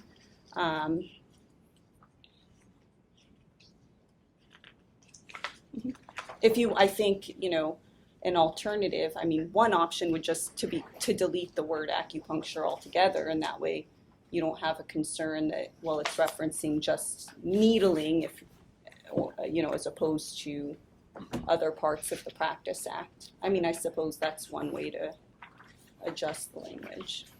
Are you still taking public comment? Yes. Yes. Yeah, if the board members had any thoughts on that. So yes, in the mind of some people, acupuncture is all of traditional Chinese medicine and all of Oriental medicine. But in the mind of many people, especially the professionals themselves, acupuncture and herbal medicine are very separate.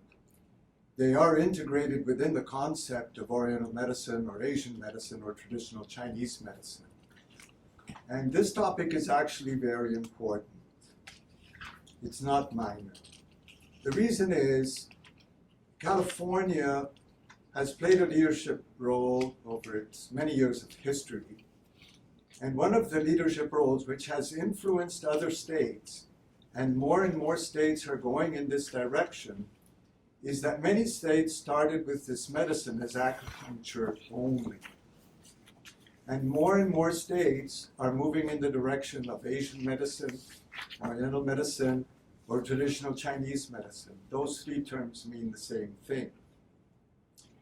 I'll repeat, more and more states are moving in that direction. Surprisingly, the Accreditation Commission is moving in a separate direction. They are now proposing separate titles for Oriental medicine or traditional Chinese medicine or Asian medicine training. They're asking our schools by 2022 to use dual degrees, to use double titles. I haven't spoken to them directly, so I don't understand why. But they want us to graduate our students with 2 degrees, which the Acupuncture Board will be faced with. One is the Master of Acupuncture, and the other one is the Master of Chinese Herbal Medicine. So this issue is very important. The nomenclature, yes, for you acupuncture is everything. And that's the case for many people. For the people in the profession, they know that traditional Chinese medicine includes acupuncture, herbal medicine, and Western medicine. That's how it's defined in China, that's how it's defined in California, and that's how it's being defined in more and more states. So I would encourage the board to continue to play its leadership role in defining this medicine in the way it's defined it from the beginning, which is that it's all three branches, and as much as possible include terminology that includes those three branches. Thank you. Thank you.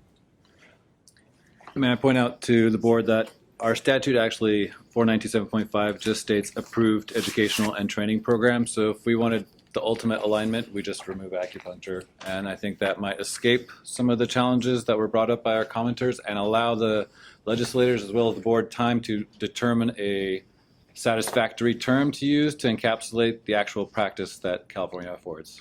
So it's an educational and training program? It's just approved educational and training program to align with the statute.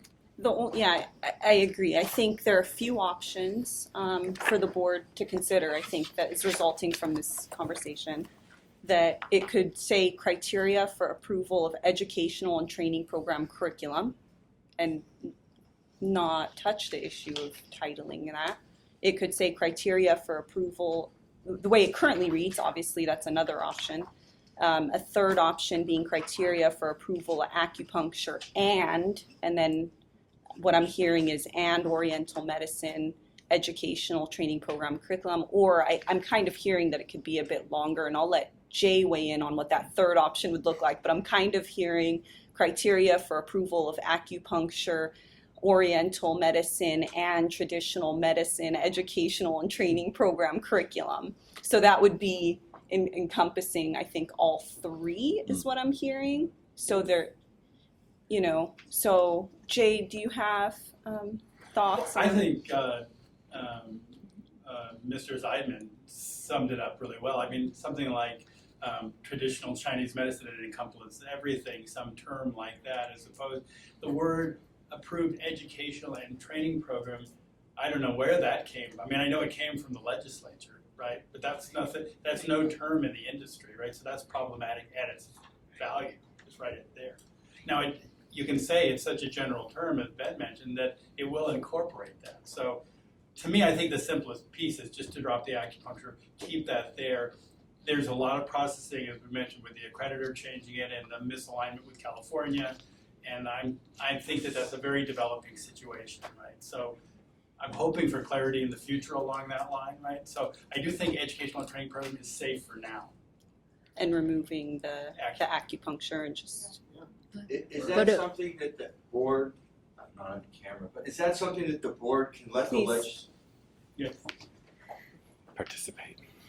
Is that something that the board can inform the legislature that we've run up against a little brick wall here in terms of some terminology between our regulations and statute, and it's a simple cleanup that we'd like to discuss? That would not be agendized for this meeting, so if that's something the board would like to discuss next meeting, the board can consider putting it on a future agenda. No, right, but is that within the purview of the board when the public or the professional associations bring something to your attention and say, there's a problem here between the regulations and the statute, and then you're sort of stuck between what to do? And so can we then go to the legislature and say, hey, we have an issue here that we'd like to clean up with you. And the profession thinks this is a good issue, and we also think this is a good issue, to have some clarity. So that if you go through today and pass it the way that you want to, I'm just asking so that if for a future agenda item in November, we can put it on there. But the general thrust of this conversation is that we want to clean this up. And so is it within the board's mandate or purview to communicate that to the legislature or to work with the association to say, hey, this is a problem, you see it's a problem, we see it's a problem, everybody else says it's a problem, let's fix it. And it seems like it would be an easy fix. We can certainly put on the future agenda items. Thank you. The board's highest priority is consumer protection. So if the board feels that any issue here today involves a consumer protection issue, that requires further discussion by the board, potential advocacy positions to amend statute or to advocate for amendments to statute, the board can put that on a future agenda item to discuss. If there's a consumer protection reason, if staff feels that it's necessary. Is protection also like clarity, like you want to be clear to the public what it is that we do? Like, you know, you can do this. This is in this, you know, we're not protecting them, but this is what you can do and you can't do. So you're being clear on what the statutes are, and then you make regulations from that. But that you're not really think of protection as someone who's, you know, keeping you from harm, and you're basically informing the public. So those words sort of interchange between just protecting the public and not advocating for the profession, but advocating for the truth of, you know, the nomenclature and the words and the scope. Thank you. Just one more thing on that. Discussion about where the public protection issue is in that statute. Right now, what entails the approved educational and training program is this automatic thing. Nobody really keeps track of it. So that's one of the items that we've seen in my education reports. I have mentioned, and this is for the future thing, but I have mentioned that nobody's required for that. So some schools have very low approvals, and they can start operating before there's actually an on-site visit, right? So it would be, you know, one of the things we've advocated for is for the board to have some role, at least to say, this is what this institution has met what's required of an approved educational and training program, and it now is a board approved, something along that line where it's really captured that way. But that would be a future piece, and it's something that has to be done in statute. It's something we can't really deal with in regulation. Yoon Kim, President of Empress College. I just want to support what my colleague Ron Ziman has explained to you about what is happening with the Accreditation Commission. As he said, they are moving away from the term Oriental medicine or traditional medicine and breaking the degree into acupuncture and herbal medicine. And the school community has a lot of problem with this. We don't know how this is going to work practically in California. And also philosophically, we can't break up the medicine. Where would Tai Chi and Qigong and meditation and all of these other modalities fit into these two separate degrees? And so we really urge the board to take a position on this. This is an integrated medicine. We don't want to split the medicine into acupuncture and herbal medicine. I think we're going the wrong direction in that way. As Ron Ziman has said, other states are following California and creating integrated degrees, and this is really important to keep the integrity of the medicine and not split it up. So really urge the board to take a position, look into this issue, invite ACOM to explain, one, philosophically what does it mean for medicine in the United States, and two, how is it going to work practically for schools in California. Thank you. Thank you. Is there any additional discussion by the board? I think that this can be the only, done by profession and the board together, along with the legislative side. So this is a big issue, and board cannot, and then there's no capacity just going over on this issue. So I think maybe this agenda can be discussed in future meeting, and also maybe in the stakeholders meeting, from the professions support, and can be directed and handled better. Any additional discussion? So I seem to see nodding of heads on the dais, as well as from stakeholders, about proceeding with removing the word acupuncture from the title of 434. So I think if there isn't any more discussion on that by the public, okay, or the board, okay, then I think one way we can proceed is take a straw poll about, there's already a motion on the floor to adopt the language here with only one change to subsection L3. So I would recommend a straw poll from the board members about whether or not the board members would also like to add an amendment of removing that word acupuncture. And if it seems that board members are on board with doing that, then we'd already had a first and a second on the original motion. So what I would recommend is doing a motion to withdraw that motion. Okay, and then we would do a roll call on that. And then there would be a third motion that would be a fresh start, a clean, fresh start motion.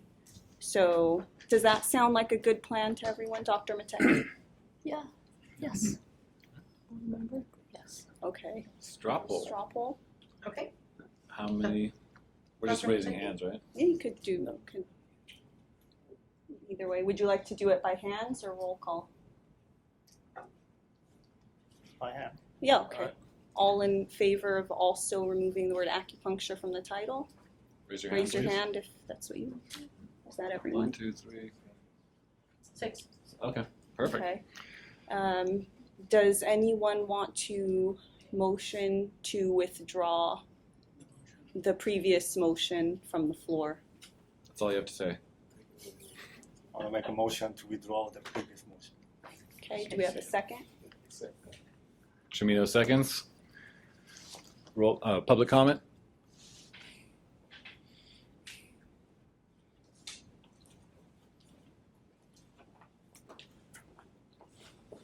Marco Empress College, I admire the board actually making a stand on this most important. We are the leaders, have been the leaders, and will always be the leaders in California.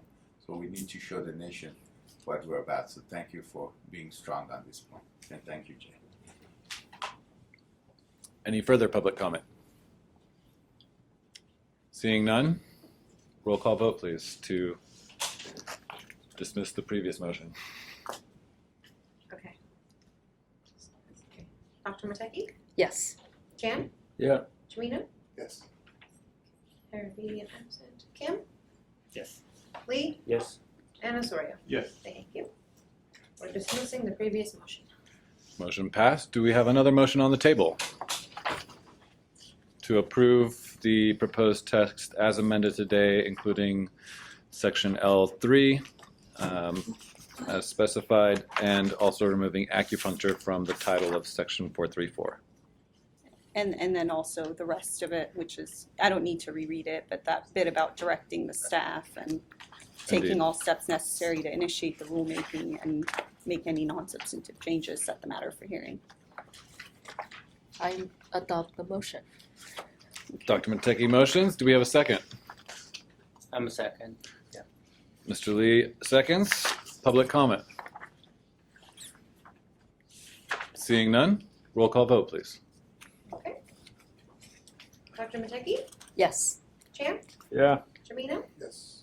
Harvey absent. Kim? Yes. Lee? Yes. Osorio? Yes. Motion passed. Motion passes 6-0.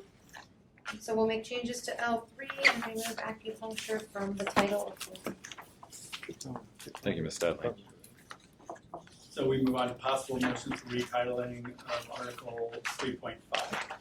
So you, that was one, and option to move to approve it as amended, and I don't think we suggested any amendments, so. Yeah, and this one we're striking acupuncture again from the chapter title, and it's just remaining approved educational and training programs. So that's aligned now as well. So we're all cheerful with that. Do I hear a motion? Yeah, I make a motion. Oh.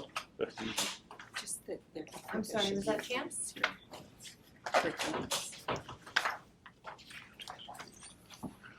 Sorry, 1 second. Criteria for educational training. Yeah, this is one. We could just, we can leave it, yeah. Yeah, order of trouble. Sorry, we're working through a technicality. Okay, Mr. Chen, your question. I make a Motion? Yeah, motion to approve proposed retitling of Article 3.5 of a division of 13.7 of the title 16 of the CCR direct staff to submit the test to the Director of the Consumer Affairs and Business, Consumer Service, and Housing agents to review, and if no adverse comment are received, authorize executive officer to take all the steps necessary to initiate rulemaking process, make any non-substantial change to the package, and set the matter for hearing. Thank you, Member Chan. Mr. Rosario seconds. Public comment? Seeing none, roll call vote, please. Dr. Mateki? Yes. Chan? Yes. Camino? Yes. Kim? Yes. Lee? Yes. Osorio? Yes. Motion passes 6-0. Option 1, text as is. Mr. Hurt. Okay, moving on. So now we're moving on to a discussion of amending Title 16 California Code of Regulations 1399-437 and 1399-438. And so this is a continuation of some of the clarity that we've already done. If you remember, we eliminated 435 and put some parts in 434. And that was having to do with the requirement, the curriculum requirements, and then 437 now is the process of application of itself, and so some of those pieces that are required in 435 have been moved to 437. That's this one, right? Yeah. So, Perfect.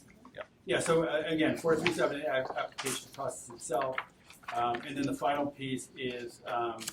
We're going to work with 438 to align the language with statute. And then I would say we would just look at the regulatory language to see what things are going to look like on that point. And that's that. So just to, you can see we're eliminating, we're striking out some pieces.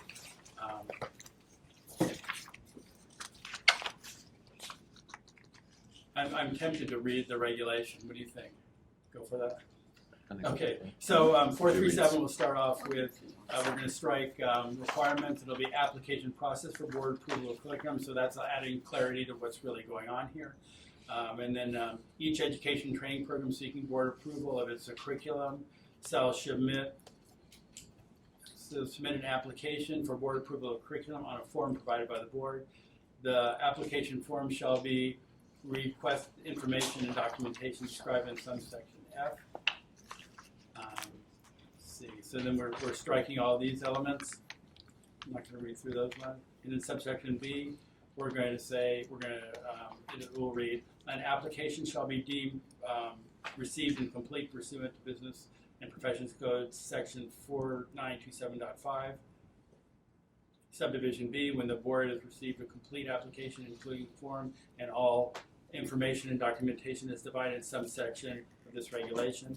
An education and training program whose application is incomplete shall be notified in writing, and the application incomplete for the reasons the application is incomplete, and instructions on how to address the incomplete application. Educational and training programs incomplete application shall be deemed abandoned if the education and training program does not submit a complete application within the 30 days of mailing the written notification that the application is incomplete. D, an application where the word application submitted subsequent to the abandonment of a prior application shall be treated as a new application. Any changes to the coursework as listed in 1399-434 after board approval constitutes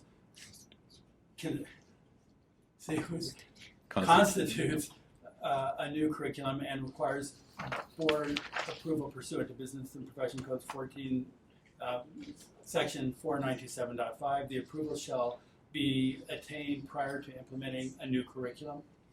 And then F, this is all the information that was in 435 that we've put with the application process.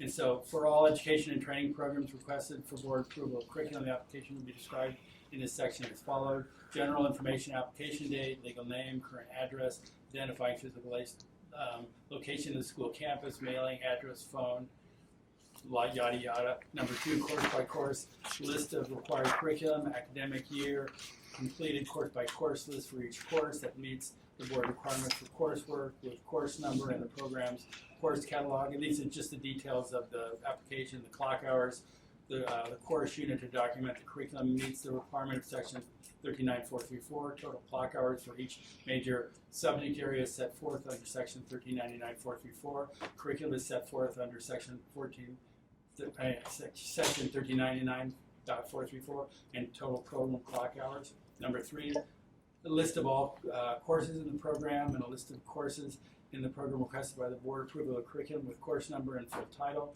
course unit and course hour for all courses listed pursuant to subdivision F2, a copy of all course syllabi for the programs requested for board approval of curriculum, a copy of the course catalog, and all information documented and submitted under section shall be in English. Any questions or comments from the board? There is one recommendation from legal counsel.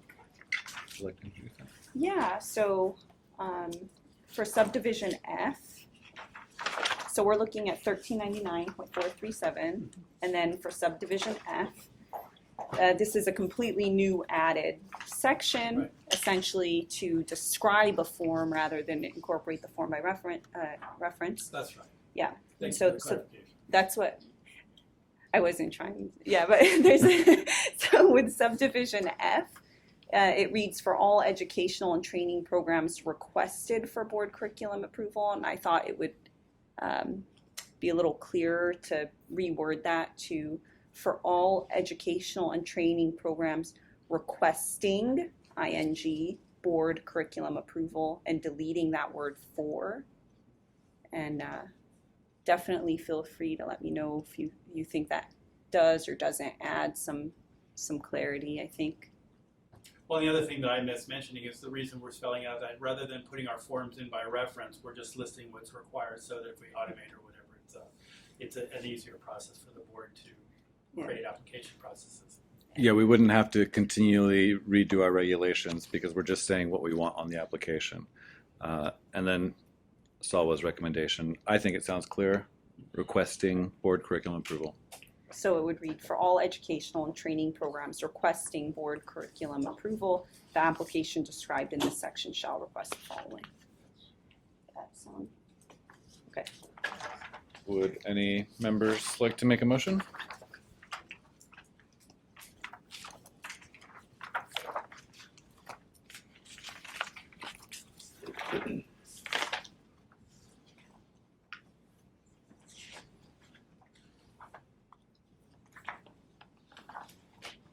Perhaps we can do a straw poll for those in favor of the text as amended. And then if it seems like the board members are in favor of the text as amended, I can read out a suggested motion for adoption. Yes. Straw poll for the proposed text as amended. Are people in favor? All in favor, raise your hands.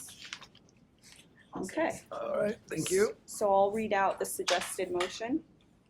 Motion to approve the proposed regulatory text for Title 16, CCR Section 1399.437 as amended to adjust subsection F to read for all educational and training programs requesting board curriculum approval, and direct staff to submit the text to the Director of Consumer Affairs and the Business Consumer Services Housing Agency for review.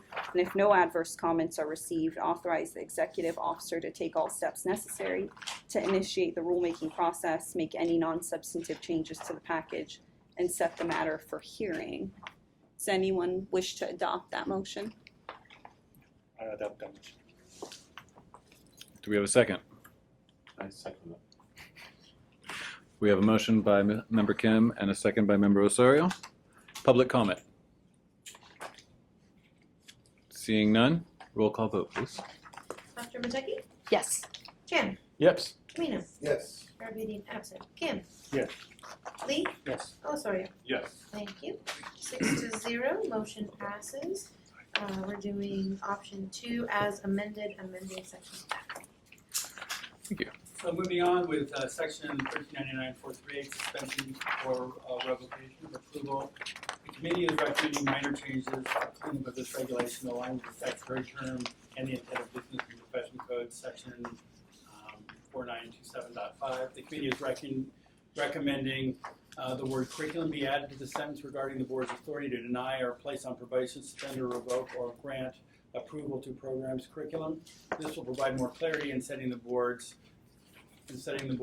proper authority. In addition, the board has added the words approved educational and training program to the sentence to specify the statutory term, approved educational and training program. And if you turn over, you can see the changes. It's the last piece with the proposed language. And so this is consistent with other things we've done today. If there are no edits, you'd be able to read option 1.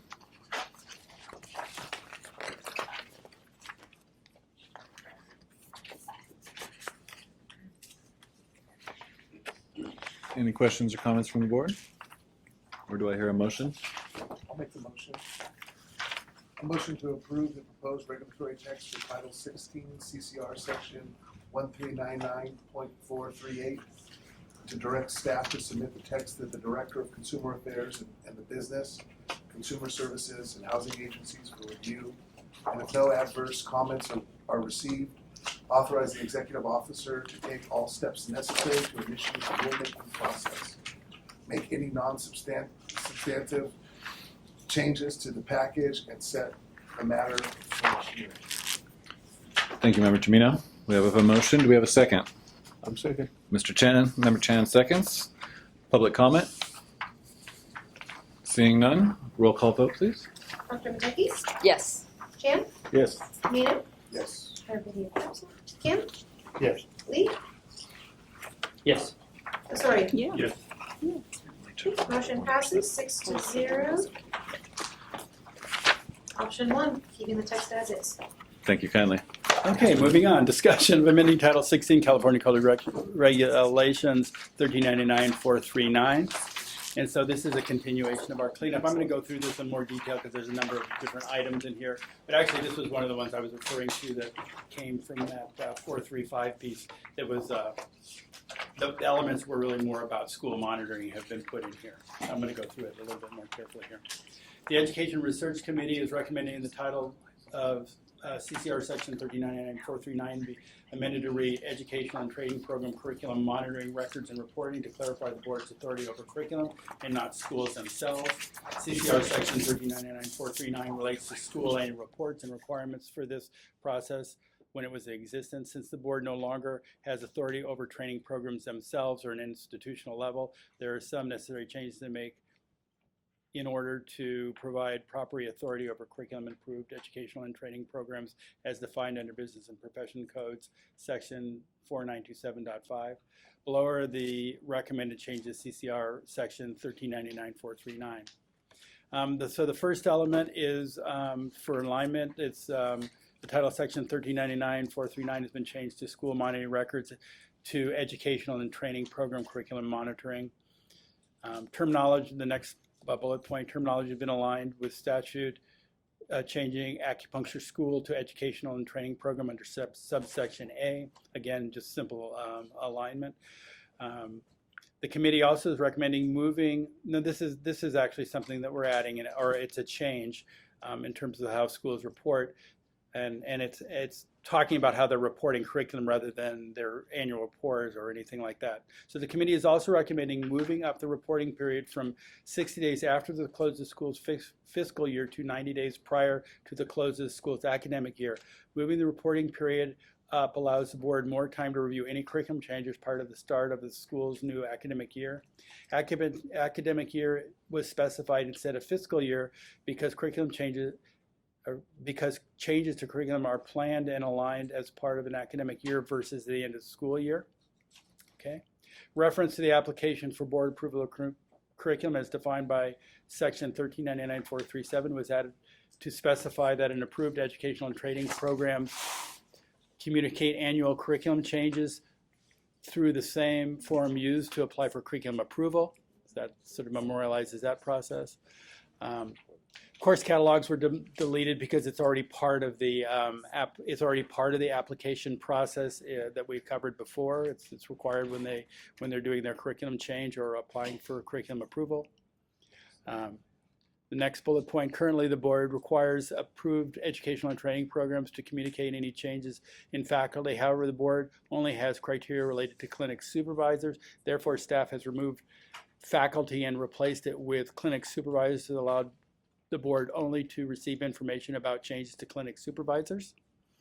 Okay, the board does not have authority over schools, administration, faculty, or financial conditions, so staff has amended CCR section 1398-439 to move all those references.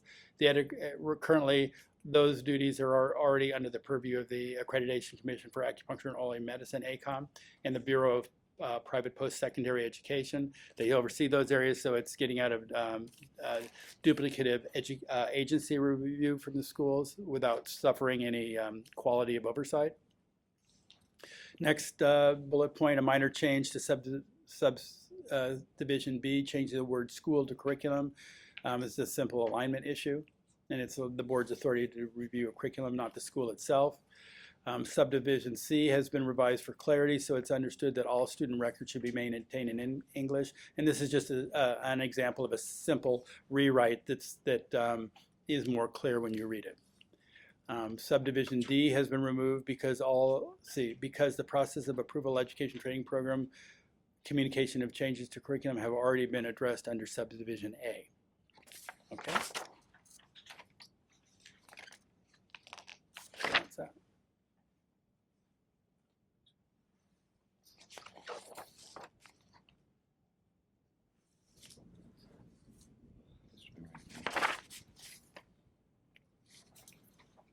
At least 90 days.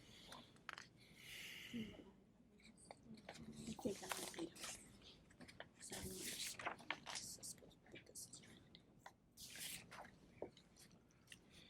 We have a recommended change from staff for section A of 1399.439. It currently reads, this will be the first 3 sentences, every approved educational and training program shall be required to submit to the board 90 days or before the close of the school's academic year a current application for board approval of curriculum as defined in section 1399.437. I can stop right there. What I'm recommending for clarity is every approved educational and training program shall be required to submit to the board at least 90 days before the close of the school's academic year the proposed curriculum for the following academic year. On an application for board approval curriculum. Yeah, and I just want to clarify, maybe with Jay and also Ben, is that what you're trying to say with that sentence? I think I just had a clarity concern about what this is trying to accomplish. So is the goal to require the training programs to submit at least 90 days before the close of the school's academic year? Is that the goal?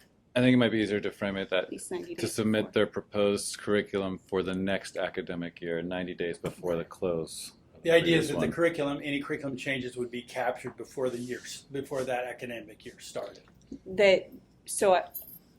What you're trying to get is a submission at least 90 days before the close of the academic year. Mhm. Is that what it is? Right. So then it'll be ready for the For the next fall, you want the following year's curriculum Correct. submitted 90 days before. Right. You don't want it to be within 90 days. You want it to be at least 90 days or more Right. Correct. before. So so what I'm thinking is instead of saying submit to the board 90 days or before, because when the way it's currently worded, submit to the board 90 days. It doesn't have a modifier like at least Right. 90 days before.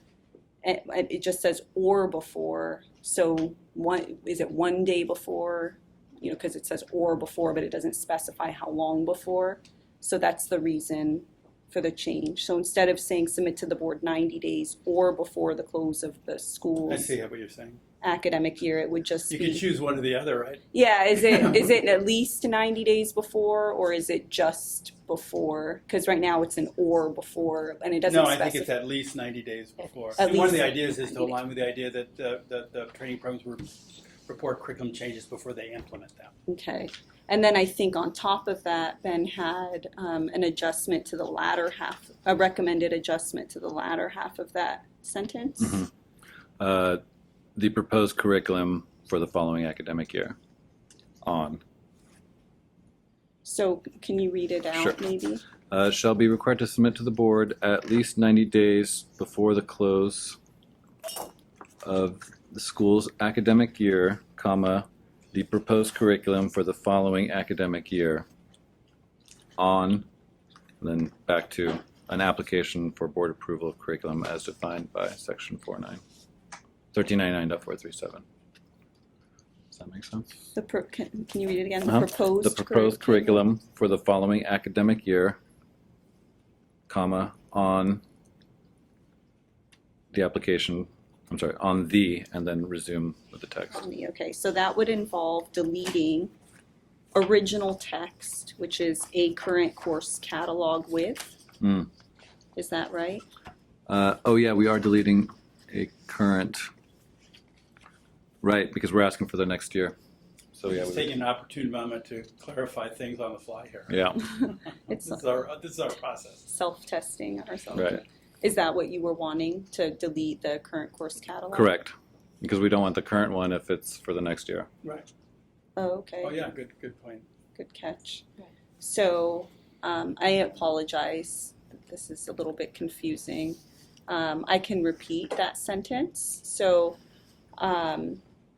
right now,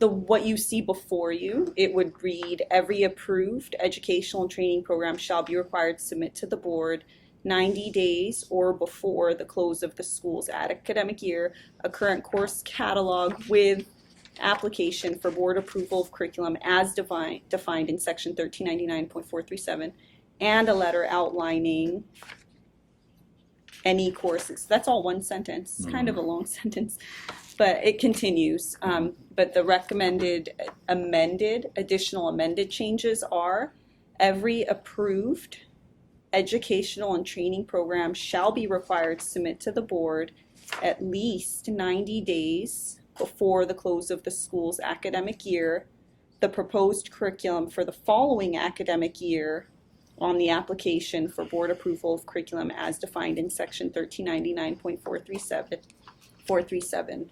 And then it would continue. And then with this additional amendment, it would involve deleting the word or ahead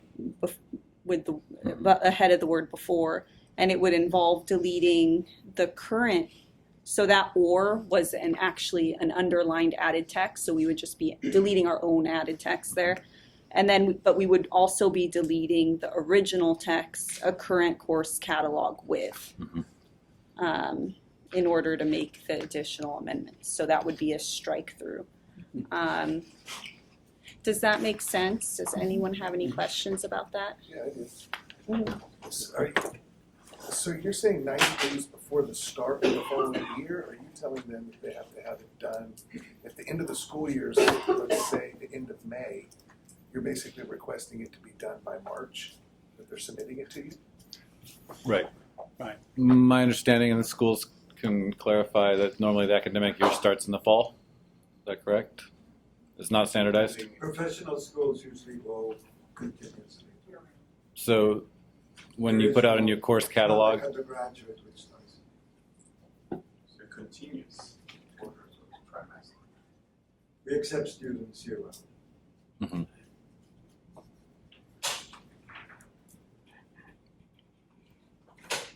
So is there any kind of standardized calendaring, even if you still accept, like, do you? The audit, usually. I'm sorry? The audit. Just your financial audit? The fiscal year. And when you guys are changing curriculum, I'm sorry, is there, keep No, asking no, these no. questions. When you guys are changing curriculum, how long before you implement it? Like, do you need to go approach ACOM and say, we're going to change our curriculum to this, and do you need a deadline? No.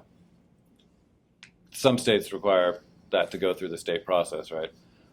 So we're trying to find some way to allow for that kind of cyclical review of curriculum to ensure compliance. You can say 90 days before the term where we want to implement the change. I think that's a great way of saying it. Yeah, that's Thanks. Yeah. cleaner. Yeah. We have Okay. subject matter experts in the room. Yeah. All right. Okay, so instead of 90 days before the close of the school's academic year, we can say 90 days before the school will seek to implement the curriculum change. At least. At least 90 days, yes, before the school seeks to change. Perfect. That's Will, It's a quarter before we're on a quarter system in each school, so a quarter before. Perfect. can you read it one more time? Sure.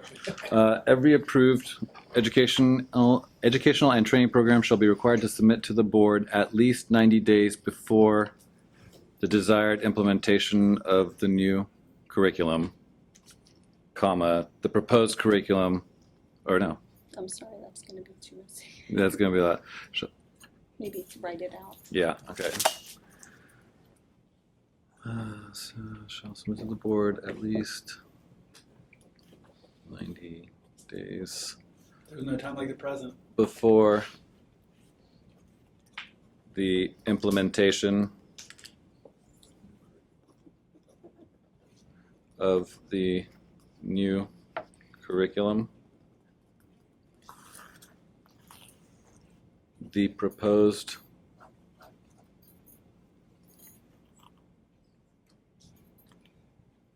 curriculum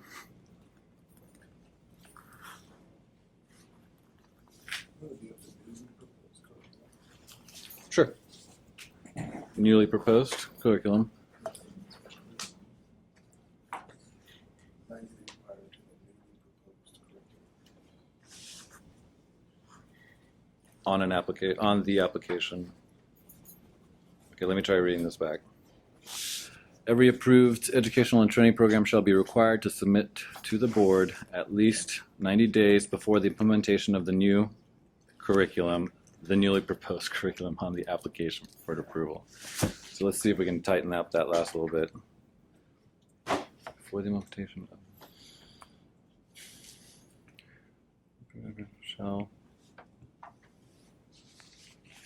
What if you just deleted, I don't wanna mark it, Good. but what if you deleted this word, put a comma here, deleted this bit.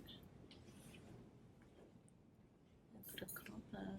What, So shall at least submit- 90 days before implementation.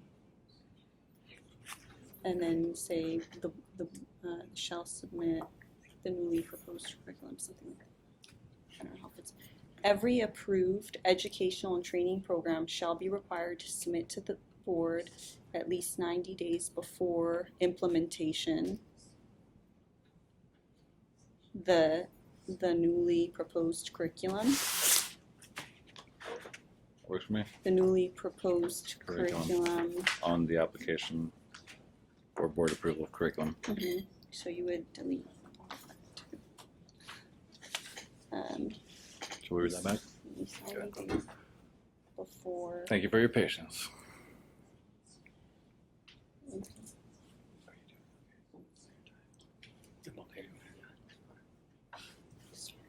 No, doing good.